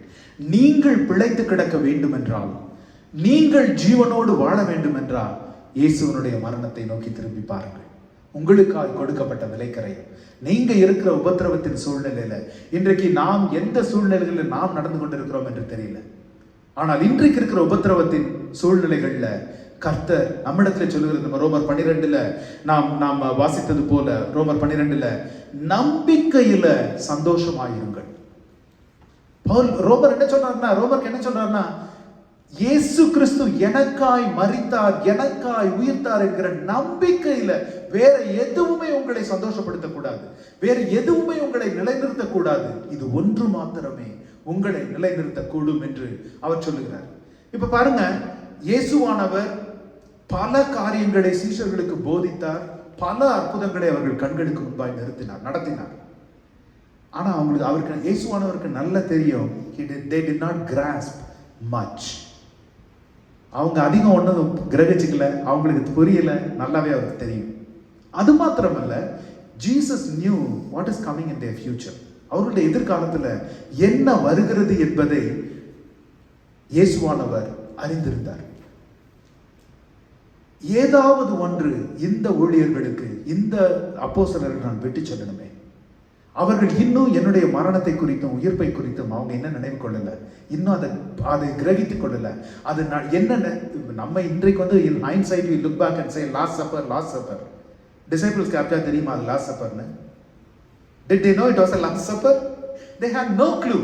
இயேசுவானவர் சொல்லியும் கூட அவங்களுக்கு அது புரியும். உங்களிலே ஒருவன் எங்களை காட்டி கொடுப்பான்னு எல்லாரும் நானா காட்டி கொடுத்து யாருக்கு காட்டி கொடுப்பாங்க ஆண்டவரே? அப்படி காட்டி கொடுத்தா என்ன ஆகும் ஆண்டவரே? அதுக்கு அப்படிலாம் யாரும் கேட்கல. அவங்க they were very busy in finding out who the culprit is. ஏன்னா எல்லாருக்கும் நான் கல்பிரிட் இல்லைன்ற ஒரு எண்ணம். They did not know it was last supper. அவங்க உணரக்கூட இல்லை. இயேசுவானவருக்கு அது நல்லா தெரியும். நான் சொன்ன எதுவுமே உங்க மண்டையில ஏறல. இது எனக்கு நல்லது. அவர்கள் பற்றி கொள்ளுகிற விதமாய், அவர்கள் நினைவு கூறுகிற விதமாய் இவர்களுக்கு நான் ஏதாவது கொடுக்கணுமே என்று இயேசுவானவர் வாஞ்சிக்கிறார். எதை கொடுக்கலாம்? நான் செய்த அற்புதங்களை நான் ஞாபகமாய் உங்க புத்தியில நான் எழுதிடலாமா? இல்ல நான் தண்ணீரை ரசமாக்கின அந்த அற்புதத்தை நினைத்து நீங்கள் ஒவ்வொரு நாளும் இதை செய்யுங்கள் என்று சொல்லலாமா? இல்ல ஒருவேளை நான் குருடனை நடக்க பண்ணினது, மரித்து கிடந்தவனை உயிரோடு எழுப்பினது நான் சொல்லி இவர்கள் எதை கொடுத்து இவர்களை நான் பலப்படுத்த முடியும்? எதை கொடுத்து இந்த உலகத்தில் அவங்க திடமாய் பலனாய் நின்று ஓடும்படிக்காய் இவர்களை நான் பலப்படுத்த முடியும் என்று இயேசுவானவர் யோசித்த பொழுதுதான் அவர் செய்தது the table of the Lord. என் நினைவாய் இதை செய்யுங்கள். யோசிச்சு பாருங்க. Wouldn't it have been much easier to celebrate water turning into wine? இல்லையா? Wouldn't it ரொம்ப எளிதா இருந்திருக்குமே. அவர் செங்கடலை பிளந்ததையும், எரிகோ மதிலை உடைத்ததையும், மரித்தவரை இயேசு உயிரோடு எழுப்பினதையும், அல்லது அதை நீங்கள் கூடி வரும்போதெல்லாம் என் நினைவாய் இதை செய்யுங்கன்னு சொல்லியிருந்தான்னு வச்சுக்கோங்க, ரொம்ப ஈஸியா இருந்திருக்கும்ல நமக்கு. ஆனால் அவர் என்ன சொல்றாரு? என்னுடைய மரணத்தை நினைவு கூறுங்கள், என் உயிர்ப்பை. பவுல் ரோமருக்கு எழுதும் பொழுது ஏன் அவ்விதமாய் சொல்லுகிறார் என்றால், இந்த உலகத்துல வேறு எதுவும் உங்களை ஸ்திரப்படுத்த இயலாது. இயேசுவானவர் தன் சீஷர்களுக்கு எதற்காய் இந்த பந்தியை விட்டு சென்றாரோ, அவங்க நினைச்சிருப்பாங்க ஆஸ் யூஷுவல் இன்னொரு டின்னர், இன்னைக்கு ஏதோ ஒரு ஜீசஸ் கொஞ்சம் நல்ல மூட்ல இல்லை, ஏதோ ரொம்ப அப்செட்டா இருக்காரு, ஏன் தெரியல ரொம்ப ஒரு மாதிரி சோகமா இருக்காரு. ஏன்னா அவங்களுக்கு வரப்போகிற எதையுமே அவர்கள் அறியாது இருந்தார்கள். அதனால ஏதோ கொஞ்சம் ஃப்ரஸ்ட்ரேஷன்ல அவர் பேசிட்டு இருக்காரு, எல்லாம் சரியா போயிடும், அடுத்த வாரம் எல்லாம் சரியா போயிடும், அப்படிதான் அவங்க நினைச்சிட்டு இருந்தாங்க. ஆக்சுவலா இயேசுவானவர் சொல்லுகிறார், என் நினைவாய் இதை செய்யுங்கள். பிரியமானவர்களே, நான் சொன்ன மாதிரி இந்த past few weeks have been extremely difficult. 16 மணி நேரம் per day, லைக் அந்த நாட்களில் எல்லாம் நினைத்த பொழுது நாம் தேவனுடைய பந்தியில நமக்கு கிடைக்கிற அந்த ஒரு பலன், அந்த ஒரு ஞானம், அந்த ஒரு தெளிவு, அந்த ஒரு நினைவு கூறுதல் நம்மை பலப்படுத்துகிறது, ஸ்திரப்படுத்துகிறது, நடத்துகிறது. இன்றைக்கு எந்த பாரத்தோடு, எந்த கவலையோடு, எந்த சஞ்சலத்தோடு தேவனுடைய பந்திக்கு நாம் வந்திருக்கிறோம் தெரியல. ஆனா பிரியமானவர்களே, உலகத்திற்கு பைத்தியமாய் தோன்றுகிறவர்களை கொண்டு அதிசயங்களை நடப்பிக்கிற தேவன், ரட்சிப்பை கொண்டு வந்த தேவன், இன்றைக்கும் அவருடைய மரணமும் அவருடைய உயிர்ப்புமே நம்மை பலப்படுத்தி ஸ்திரப்படுத்தி இந்த உலகத்துல நடப்பிக்கப்படுகிறதா இருக்கிறது. Something that will sustain them. எபிரேயர் 1:3 வாசிக்கிறோம் இல்லையா? தம்முடைய வசனத்தின் வல்லமையினாலே நம்மை தாங்குகிறவர். அவர் சீஷர்களுக்கு சொல்லி போனது, என் மரணத்தை நினைவு கூறுங்கள். Remember me. என் உயிர்ப்பை நினைவு கூறுங்கள். Remember me.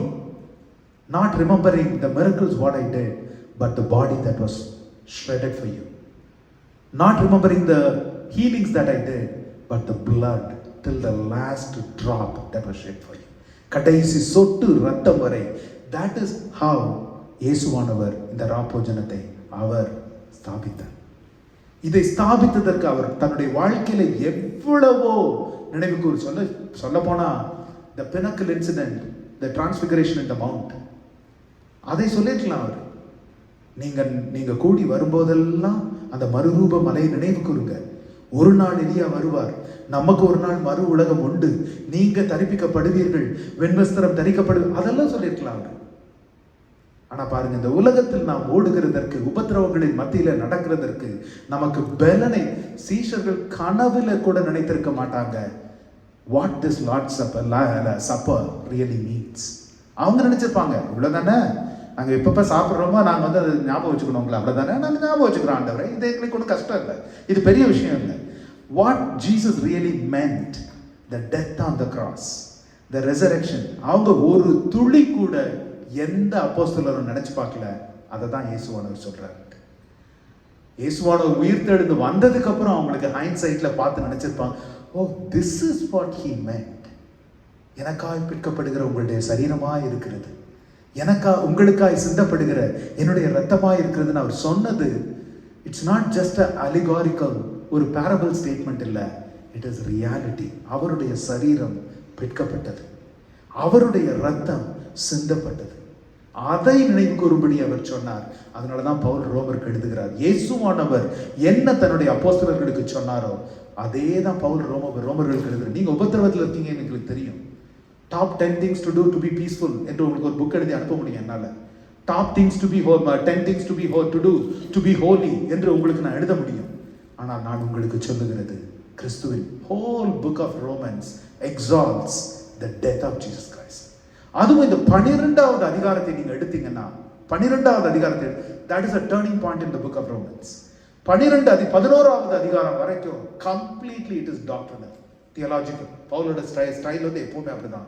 12வது அதிகாரத்துல அவர் வாழ்க்கையை குறித்து பேசுகிறார். நான் முதல்ல சொன்ன மாதிரி இயேசுவனுடைய வாழ்க்கையை பார்த்து ஒரு கிறிஸ்தவனாய் இருக்கிறது எளிது. இயேசு செய்த அற்புதங்களை பார்த்து ஒரு கிறிஸ்தவனாய் இருக்கிறது எளிது. இயேசுவனுடைய போதனைகளை கேட்டு அதுல நாம் லயித்து அதை நாம் ஏற்றுக்கொண்டு ஒரு கிறிஸ்தவனாய் இருக்கிறது எளிது. ஆனா இந்த அப்போஸ்தலர்களை பார்த்து, இந்த மீனவர்களை பார்த்து, இந்த படிப்பறிவில்லாதவர்களை பார்த்து, இந்த பாமரர்களை பார்த்து நான் கிறிஸ்தவனா இருக்கணுமா? அது முடியவே முடியாது. That's not possible at all. அவர்களுடைய the life of apostles didn't even matter until Jesus lived. இயேசுவான உலகத்துல வாழ்ந்த வரைக்கும் யாராவது வந்து பேதுருவை பார்த்தோ, யோவான யாராவது ஒருத்தரை பார்த்தாங்களா ஜனங்கள்? எல்லாருடைய கண்கள் யார் மேல இருந்தது? இயேசுவானவர் மேல இருந்தது. They were looking unto Jesus. இவர் இப்படி, இவருடைய வாழ்க்கை இப்படி, இதை செய்கிறார், அதை செய்கிறார். ஆனா இயேசுவானவர் கடந்து சென்ற பிறகு உலகம் அப்போஸ்தலர்களுடைய வாழ்க்கை பார்க்கிறது. இயேசுவை அப்போஸ்தலர்களுடைய வாழ்க்கையில உலகம் தேடுகிறது. பிரியமானவர்களே, இன்றைக்கு உங்க வாழ்க்கையிலையும் என் வாழ்க்கையிலையும் உலகம் இயேசுவை தேடுகிறது. Because faith is now substance of the things hoped for, evidence of the things unseen. ஏன்னா நம்பிக்கையில் நாட்களில, விசுவாசத்தின் நாட்களில நாம நிற்கிறோம். இயேசுவை கண்கூட நேரா பார்த்தவங்களுக்கு அவரை பார்த்து நம்பினார்கள், பார்த்து விசுவாசி. அதனாலதான் தோமாவை பார்த்து இயேசுவானவர் சொன்னாரு, காணாமல் விசுவசிக்கிறவன் பேறு பெற்றவன். ஆமென். இன்றைக்கு உலகம் வாசிக்கிற ஒரு வேத புத்தகமாய் நாம் இருக்கிறோம். உலகம் காண்கிற இயேசுவின் சாயலாய் நாம் இருக்கிறோம். அதுதான் அப்போஸ்தலர்களுடைய வாழ்க்கையில அந்த நாள். ஏன் ஆதி திருச்சபையில அவ்வளவு அற்புதங்களும் அடையாளங்களும் நடந்தது, இன்றைய சபையில இன்றைய நாட்கள்ல அப்படி நடக்கலன்னா? ஆதி அப்போஸ்தலர்களுக்கு ஒரு விசேஷித்தமான அழைப்பும் சபை, நான் சொன்ன மாதிரி அந்த ஃபார்மிங், நார்மிங், ஸ்டார்மிங் அண்ட் பெர்ஃபார்மிங், அந்த ஸ்தாபிக்கப்படுகிற நாட்களில நடந்த காரியங்கள் வேறு. இன்றைக்கு தேவன் உங்களையும் என்னையும் கொண்டு, அப்பிரயோஜனமான உங்களுடைய வாழ்க்கையும் என்னுடைய வாழ்க்கையும் கொண்டு இந்த உலகம் அவரை காண வேண்டும் என்று விரும்புகிறார். கேள்வி, நம்முடைய வாழ்க்கை அப்படி இருக்கிறதா? Is our life like that? Is our life like that? Communion, கர்த்தருடைய பந்தி நமக்கு நினைவுபடுத்துகிறது அவருடைய மரணம், அவருடைய உயிர்ப்பு மாத்திரமல்ல. We live because he died. Is my life worth the price? அவர் எனக்காய் கொடுத்த விலை கிரயத்திற்கு என் வாழ்க்கை கொஞ்சமாவது ஒரு பிரயோஜனம் உள்ளதா, இல்லை சுத்தமா பிரயோஜனம் இல்லாததா? அந்த கேள்வி தான் நாம் பந்திக்கு வரும் பொழுது கேட்க வேண்டிய கேள்வி. However, it is not about what I missed. போன வாரம் 2 நாள் நான் ஜெபிக்க மறந்துட்டேன், போன வாரம் 2 நாள் நான் எக்ஸ்ட்ரா தூங்கிட்டேன், இல்லை போன வாரம் நான் போன சண்டே நான் சர்வீஸ்க்கு போக மறந்துட்டேன், இல்லை நான் காணிக்கை அனுப்ப மறந்துட்டேன். That's not what you come to the table with. சுய பரிசோதனை என்பது அதுவல்ல.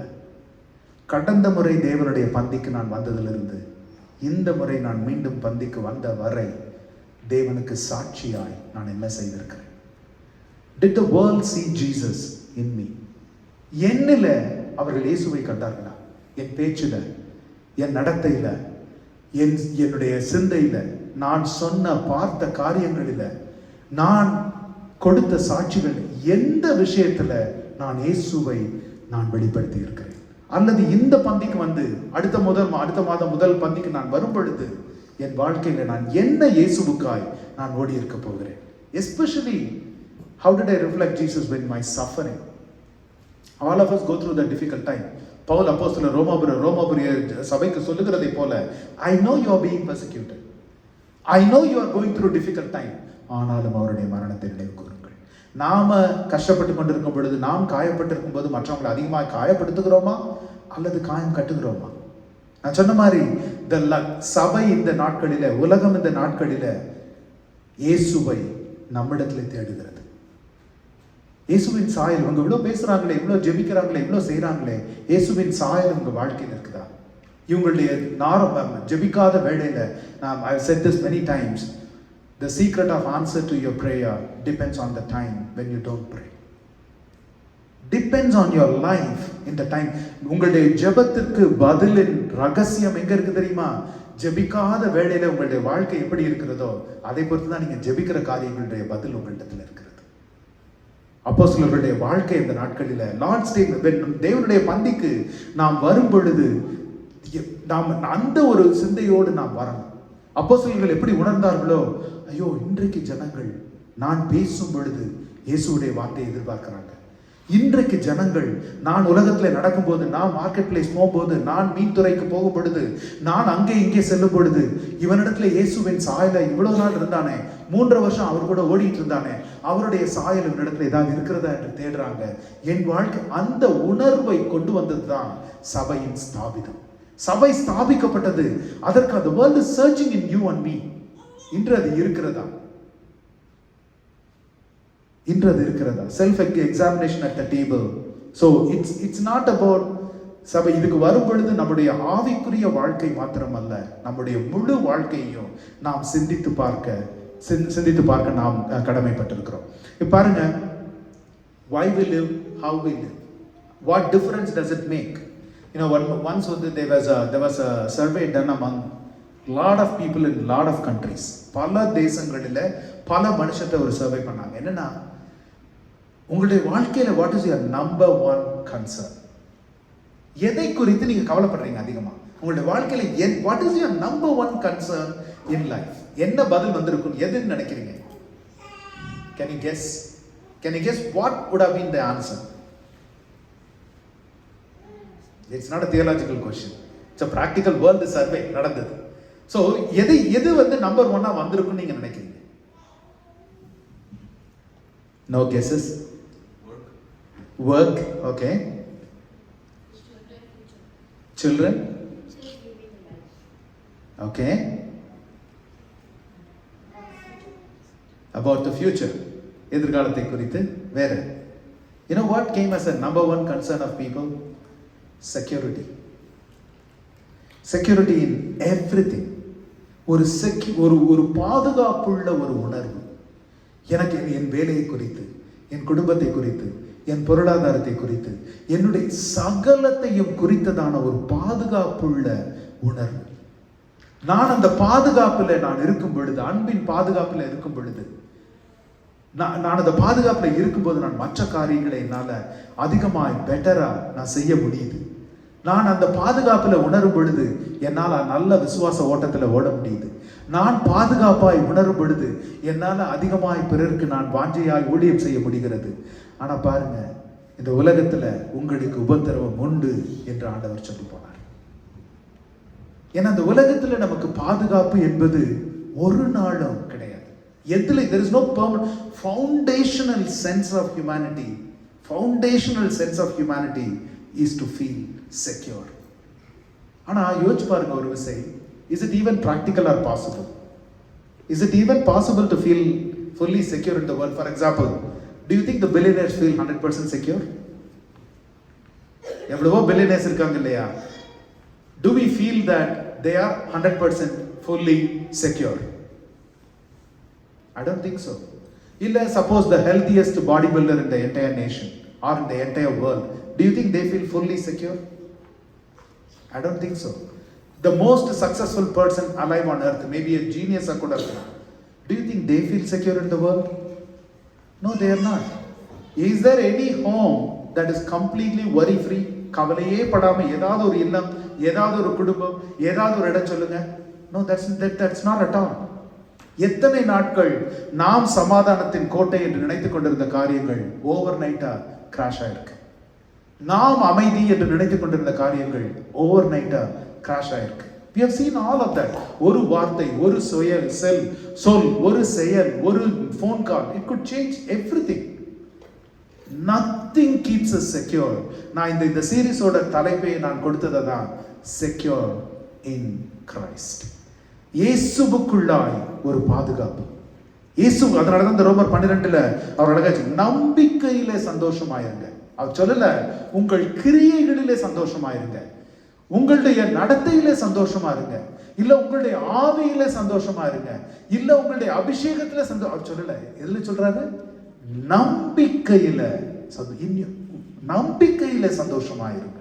அவரை குறித்ததான என்னுடைய நம்பிக்கை ஒரு நாளும் வீண் போகாது.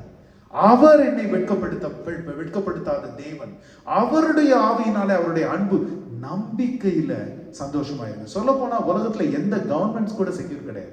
அவங்களுக்கு என்ன கேள்வி இருக்கு? அடுத்து என்ன டிசாஸ்டர் வரப்போகுது, அடுத்து என்ன ஃபுட் ஷார்டேஜ் வரப்போகுது, அடுத்து என்ன ஃபெமைன் வரப்போகுது, எதற்கு எப்படி நாம் ஆயத்தப்பட வேண்டும்.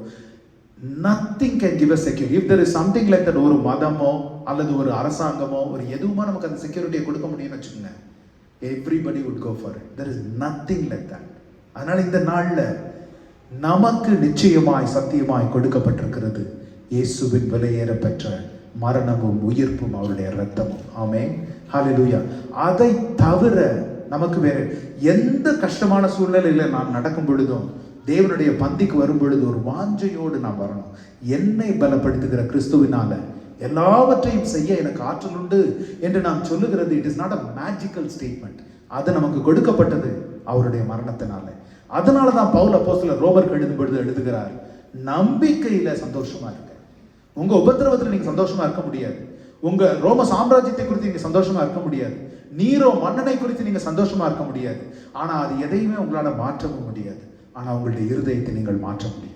உங்களுடைய இருதயத்தை நீங்கள் மாற்ற முடியும். உங்களுடைய இருதயத்துல நீங்க தேவனை பற்றிக்கொள்ள முடியும். அப்படி பற்றிக்கொள்ளுகிறதுனால இயேசுவின் சாயல் உங்களிடத்துல தென்படும். அந்த சாயலை இந்த உலகம் காணும் பொழுது they will know who Jesus is. அதனாலதான் சொல்றாரு, நம்பிக்கையில, அந்த நம்பிக்கையில நீங்க சந்தோஷமா இருங்க என்று சொல்லுகிறார். நான் ஒரு பெட்டர் கொஸ்டின் பாருங்க, did Paul worry? பால் கவலைப்பட்டாரா? பவுல் எதற்காக கவலைப்பட்டாரா? எல்லாருக்கும் நல்ல பைபிள் தெரியும், சரியா? அதனால சொல்லுங்க, பவுல் கவலைப்பட்டாரா இதுக்காக? சரி, அட்லீஸ்ட் எஸ் ஆர் நோ சொல்லுங்க. ஓகே, வேற ஏதாவது ஆன்சர்? இன்னும் ஒரு ஆன்சர் தான் இருக்கு. ஸோ இன்னொருத்தங்க, yeah, not only that. So yeah, that's a good answer, very theological answer. But you know, he was afraid for his own life. Corinth பட்டணத்துல he was afraid for his life. சொல்றாரு, ஒரு வார்த்தை பவுல் ஜெபித்ததா அந்த இடத்துல இருக்காது. இயேசுவானவரின் பக்கத்துல நின்று, பவுல் ஒருவனும் உன் மேல கைப்பட போறதில்லை, நீ செய்ய வேண்டிய காரியங்கள் இந்த பட்டணத்துல இருக்குன்னு தேவன் சொல்லுகிறார். பவுல் தன்னுடைய கண்ணில் விழுந்த சீலை குறித்து அவர் கவலைப்பட்டார். நான் 3 தரம் விண்ணப்பம் பண்ணினேன், ஆண்டவர் என்ன சொன்னாரு? என் கிருபை உனக்கு போதும்பா. பவுலுடைய வாழ்க்கை நிச்சயமா அவருடைய ரிமெம்பர், இயேசுவானவர் ஏன் you have tribulations in the world என்று சொன்னார்னா, அவருடைய சீஷர்களா இருந்தால் மாத்திரமல்ல, இருக்கிறதுனாலேயே உபத்திரவங்கள் வரும். ஏன்னா அதே சொல்லல, எப்போ சாத்தான் கூட நடந்துட்டே இருந்தோம்னா அவன் ஒன்றும் தொந்தரவு பண்ண மாட்டான். அவனுக்கு எதிராய் நாம் இயேசுவோடு நடக்கும் பொழுது அந்த உபத்திரவம் வரும். அவர் சொல்றாரு, திடன் கொள்ளுங்கள். பால், he was a fleshly man like you and me. சொல்ல போனா அவர் எதை பற்றி எல்லாம் கவலைப்பட்டார்னா, இந்த ரோமாபுரி சபைக்கு இவ்வளவு வாஞ்சையா எழுதுகிறார் அல்லவா. பவுல் சிறையிருப்பில் இருந்த பொழுது இந்த ரோம சபை அவரை மொத்தமாய் தள்ளி போட்டது. they did not care for him at all. முதல் முறை சென்ற பொழுது நல்லா ரிசீவ் பண்ணி நல்லா போஷித்த அந்த ஜனங்கள் அவர் பாடுகளில் இருந்த பொழுது they did not care for him. Pavul தனக்காய் தனக்கு உதவி செய்ய ஆட்கள் இல்லையே என்பதை குறித்து கூட கவலைப்பட்டு அவர் எழுதுகிறார். அதனாலதான் அவர் சொல்றாரு, என் பாடுகளில் எல்லாவற்றிலும், என் நெருக்கங்கள் எல்லாவற்றிலும், நான் நடந்து போன, அதாவது என்ன சொல்றது, நான் மரணத்திற்கு உள்ளாவேன் என்று நினைத்த அந்த நாட்களிலும் என்னை திடப்படுத்தினது, பலப்படுத்தினது இயேசுடைய மரணம். இயேசுடைய மரணம் பிரியமானவர்களே, அது உங்களையும் திடப்படுத்தட்டும், அது உங்களையும் பலப்படுத்தட்டும். ஏன்னா people can't change Nero or the country or anything. ஆனால் தங்களை அவர்கள் மாற்றிக்கொள்ள முடியும். அதை குறித்து தான் பவுல் எழுதுகிறார். ஆனா பாருங்க, the truth will hurt always. ஏன்னா ரோமருடைய சபை அந்த கடிதத்தை வாசித்த பொழுது நாமளே உபத்திரவத்தில் இருக்கோம், இவரா மரணத்தை குறித்து எனக்கு எழுதி இருக்கிறார் என்று கூட நினைத்திருக்க கூடும். பட் பிரியமானவர்களே, பட் பாருங்க, truth hurts but it builds. சத்தியம் நமக்கு சில நேரங்களில் காயப்படுத்துகிறதா இருந்தாலும் கண்டிப்பாய் நிச்சயமாய் அது நம்மை கட்டி எழுப்பும். ஏன் தெரியுமா? பவுல் அறிந்திருந்தார். பவுல் இந்த செக்யூரிட்டி, இந்த பாதுகாப்பை எங்க தேடிட்டு இருந்தார் தெரியுமா? தன்னுடைய வாழ்க்கையில he was seeking in his position. நான் ஒரு ராணுவ தளபதியா இருக்கிறேன், சான்ஹெட்ரின் மெம்பர், நான் சான்ஹெட்ரின்ல மெம்பரா இருக்கேன், ஜூவிஷ் கவுன்சில் நான் மெம்பரா இருக்கிறேன். அவர் தன்னுடைய பாதுகாப்பை எங்கெங்கேயோ தேடிக்கொண்டிருந்தார் பவுல் அப்போஸ்தலர். அவர் சொன்னாரு, என்னுடைய யெகோவா தேவனை நான் பாதுகாக்கணும். ஏன்னா இந்த கிறிஸ்தவர்கள் ஏதோ இயேசு கிறிஸ்துன்னு சொல்லி யெகோவா தேவனை மட்டுப்படுத்துகிறார்கள். அவங்களை எல்லாத்தையும் நான் கொன்னு போட்டு நான் முடிச்சிட்டேன்னா எனக்கு ஒரு நல்ல பாதுகாப்பு இருக்கும், நம்முடைய பாரம்பரியம், நம்முடைய வழிபாட்டு முறைகள் பாதுகாக்கப்படும். இவங்க ஏதோ இயேசுவானவர் சொல்லிட்டு இருக்காங்க. Paul was searching for his security everywhere. அதனாலதான் அவரால் நிச்சயமா சொல்ல முடிந்தது, ரோம சபையே, நீ நீரோ கிட்ட பாதுகாப்பை தேடாத, நீ நீரோனுடைய சோல்ஜர்ஸ் கிட்ட பாதுகாப்பை தேடாத, நீ ஜனங்கள்கிட்ட தேடாத, இயேசுவினுடைய மரணத்தை நீ பற்றிக்கொள். அவர் எனக்காய் மரித்தார், நான் ஜீவித்திருக்கிறேன். நம்ம எல்லாருக்காகவும் அவர் ஒருவர் மரித்தார் என்றால் நாம் எல்லாரும் ஜீவிக்கிறது அவருக்காய் ஜீவிக்கணும். நீ அவருடைய மரணத்தை பற்றிக்கொள். ஏன்னா அப்படிதான். ஏன்னா when Paul found the truth of Jesus, அப்பதான் பவுலுக்கு புரியுது, தமஸ்கு போற வழியில, I was searching for the right thing in the wrong place. நான் என்னுடைய பாதுகாப்பு உணர்வை நான் எங்கெங்க தேடக்கூடாதோ அங்க எல்லாம் தேடிட்டு இருந்தேன். ரோம அதிகாரத்துல தேடினேன், கிறிஸ்தவர்களை கொல்றதுல தேடினேன், சான்ஹெட்ரின் நம்ம மெம்பர்ஷிப்ல நான் தேடினேன், எல்லாவற்றிலும் ஒரு எஸ்டாப்ளிஷ் பண்ணிக்கிறதுக்காக தேடினேன். ஆனா கடைசியில இயேசுவானவர், you cannot seek in light what you have lost in the dark. நமக்கு அந்த இருளை விட்டு நான் வெளியில வரணும் என்ற வாஞ்சி. அதனாலதான் இயேசுவானவர் பவுலை குதிரையிலிருந்து கீழே தள்ளி ரட்சித்த பொழுது முதல் கேள்வி பவுல் என்ன கேட்டாரு? Who are you, Lord? நீர் யார்? என்னோட பேசுகிற நீர் யார்? Because Jesus was a lie to Paul. இயேசு என்பவர் ஒரு பொய். சவுல், அந்த நேரத்தில் சவுலா இருந்தவர். சவுலுக்கு இயேசு என்கிறவர் ஒரு பொய். யூதர்கள் கட்டின ஒரு கட்டுக்கதை, இவர்கள் கிளப்பின ஒரு தனி மார்க்கம். இவங்க எதுக்கு இதை செய்திருக்கிறார்கள் என்றால் என் யெகோவா தேவனை மட்டுப்படுத்தும்படிக்காய், அது அந்த விசுவாசம் இல்லாமல் போகும்படிக்காய். அதுதான் அவர் நினைத்தது. Jesus was a lie. அதை நான் எப்படி நிரூபிக்க போகிறேன்? கிறிஸ்தவர்கள் எல்லாரையும் கொன்று குவித்து அவர்கள் தேவன் அவர்களை காப்பாற்ற வல்லவர் அல்ல என்பதை நிரூபிக்கிறது நிமித்தமாய் நான் அதை செய்ய போகிறேன். அப்படிதான் சவுல் நினைத்துக் கொண்டிருந்தார். அதனாலதான் குதிரையிலிருந்து கீழே விழத்தாட்டி தன்னுடைய கண்கள் குருடான முதல் கேள்வி சவுல் கேட்டது, Who are you, Lord? Who are you? I don't think you are real. இன்றைக்கு நம்மள யாராவது அந்த கேள்வியை இன்னும் கேட்டுக்கொண்டிருக்கிறோமா? அல்லது யோபு சொன்னது போல என் மீட்பர் உயிரோடு இருக்கிறார் என்பதை நான் அறிவேன். ஆமென். Hallelujah. That is the first question, because I thought you are a lie. I thought you are a fabricated story. I thought you are a fable. நீர் உண்மையா? என்னோடு பேசுகிறவர் நீர் உண்மையா? 9வது அதிகாரம் 5வது வசனத்தில் பவுல் கேட்கிறார், Who are you, Lord? Who are you? ஏன்னா பவுலுக்கு பழைய உடன்படிக்கையின் இரக்கம் தெரியும், புதிய உடன்படிக்கையின் கிருபை தெரியாது. He doesn't know. He doesn't believe in grace. He believes in mercy. He believes in mercy. And he didn't know grace. Are you Jehovah or are you Jesus? நீங்க யெகோவாவா இல்லை நீங்க பாருங்க. அந்த இடத்துல ஜீசஸ் என்ன பண்ணிருக்கலாம்? பழைய உடன்படிக்கை முழுவதும் போய் இந்த வித்தியாசத்தை கவனிச்சிருக்கீங்களான்னு தெரியல.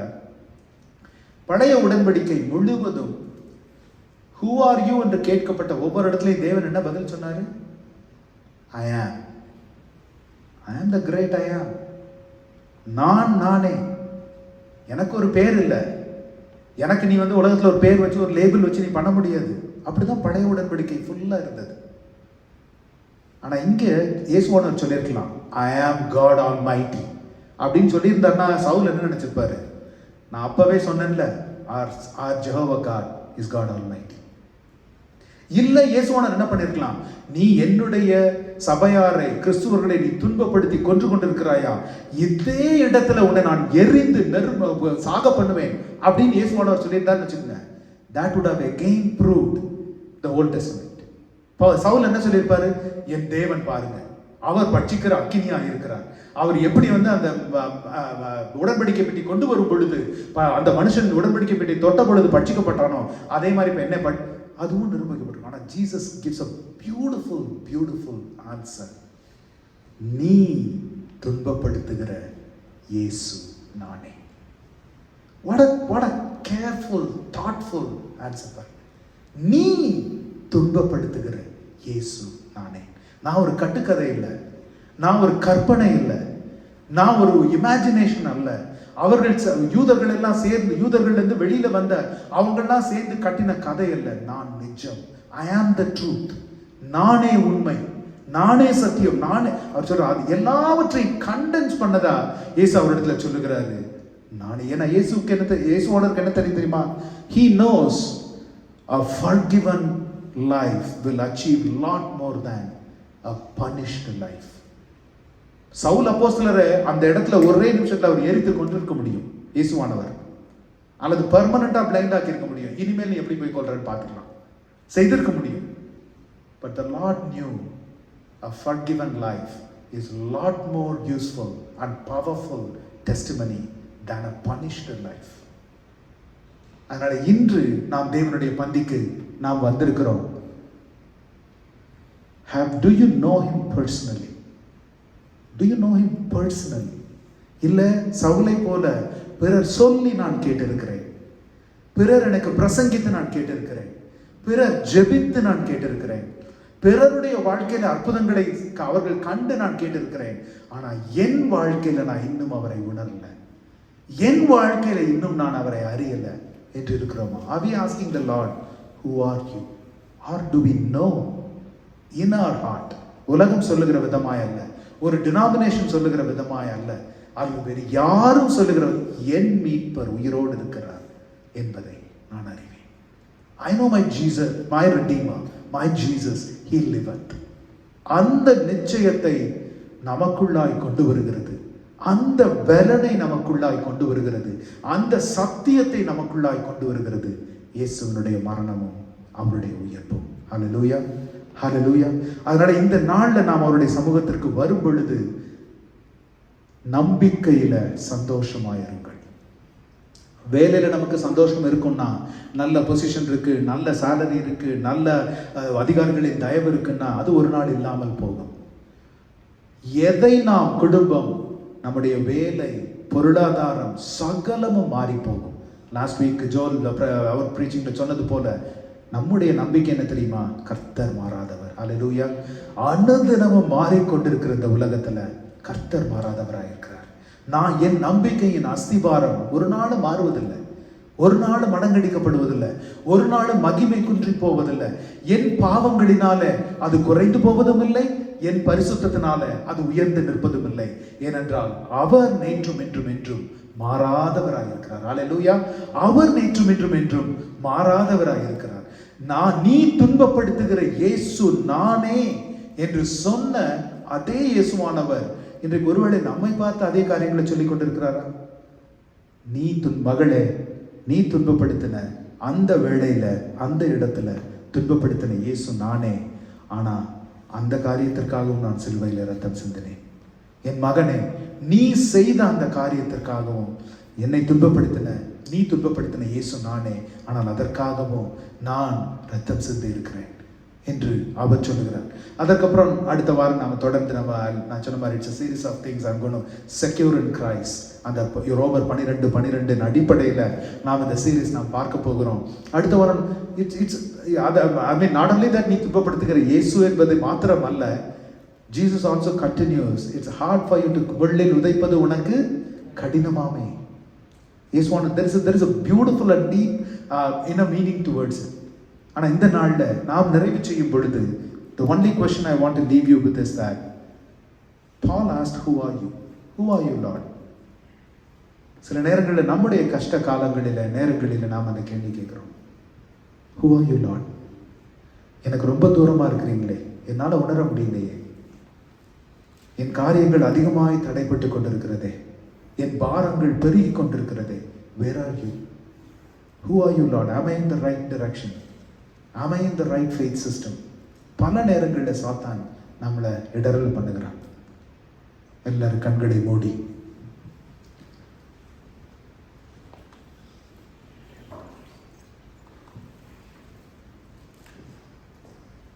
இயேசப்பா, I need to know you personally in my heart. என் இருதயத்தில் என் தேவன் ஜீவனுள்ள தேவன் என்று நான் உணர்ந்திருக்கணும் ஆண்டவரே. குறிப்பா என் இயலாமையின் நேரங்களில், என் இயலாமையின் நாட்களில் கர்த்தாவே நான் உமக்கு சாட்சியாய் நிற்கணும். இந்த உலகம் என்னிடத்துல இயேசுவை தேடுகிறது. It seeks Jesus in me. நான் அந்த நம்பிக்கையில நான் சந்தோஷமா இல்லைன்னா, இந்த உலகம் அந்த சந்தோஷத்தை என்னில காணலைன்னா, தகப்பனே என்னுடைய விசுவாசம் வீண். உலகம் சந்தோஷப்படும் போது நான் சந்தோஷப்பட்டு, உலகம் துக்கப்படும் போது நானும் துக்கப்பட்டு கொண்டிருந்தான், உலகம் எல்லாம் அரண்மனை நோக்கி ஓடும் போது நானும் அரண்மனை நோக்கி ஓடிக்கொண்டிருந்தான், தகப்பனே இந்த உலகம் எப்படி என்னில உம்மை காண ஆண்டவரே. உலகத்திற்கு ஒத்த வேஷம் தரித்து கொண்டிருந்தால் உமக்கும் இந்த உலகத்திற்கு வித்தியாசம் இல்லாம நான் செய்து விடுவேனே. இந்த உலகம் என்னில உம்முடைய சாயலை தேடுகிறது. இவன் ஒரு கிறிஸ்தவன், இவனிடத்துல என்ன வித்தியாசம் இருக்கிறது? இவள் ஒரு கிறிஸ்தவள், இவளிடத்துல என்ன வித்தியாசம் இருக்கிறது என்று உலகம் தேடுது ஆண்டவரே. அப்படி ஒரு வித்தியாசமும் இல்லாத வாழ்க்கை என்னிடத்துல இருக்குமானால், இன்றைக்கு இந்த திருப்பந்தியின் ஆராதனையில அப்பா நான் என்னை ஒப்புக் கொடுக்கிறேன். சுய பரிசோதனையோடு வருகிற ஆண்டவரே, உலகத்தின் வேஷம் தரித்து ஓடின நாட்கள் மறையட்டும், நின்று போகட்டும். உம்மை பற்றி கொள்ளுகிற நாட்கள்,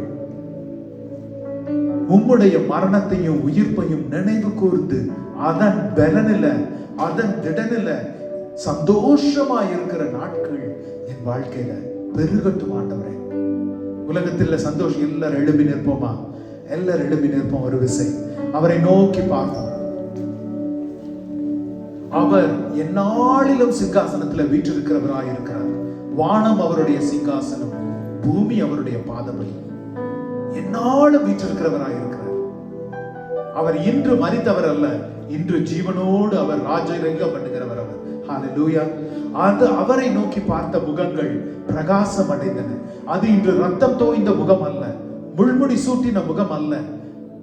அவருடைய முகத்தை நோக்கி பார்த்த முகங்கள் பிரகாசம் அடைந்தன என்று வாசிக்கிறோம். இன்னைக்கு அவரிடத்துல சொல்லுவோமா? என் பலவீனத்துல உம்முடைய பலன் விளங்கட்ட ஆண்டவரே. என் தடுமாற்றங்களில உம்முடைய கரம் என்னை நோக்கி நீட்டப்படட்ட ஆண்டவரே. என் பள்ளத்தாக்கின் நாட்களில நீங்க எனக்கு வெளிச்சமா இருங்க ஆண்டவரே. என் வியாதியின் நாட்களில நீர் என் பரிகாரியா இருங்க.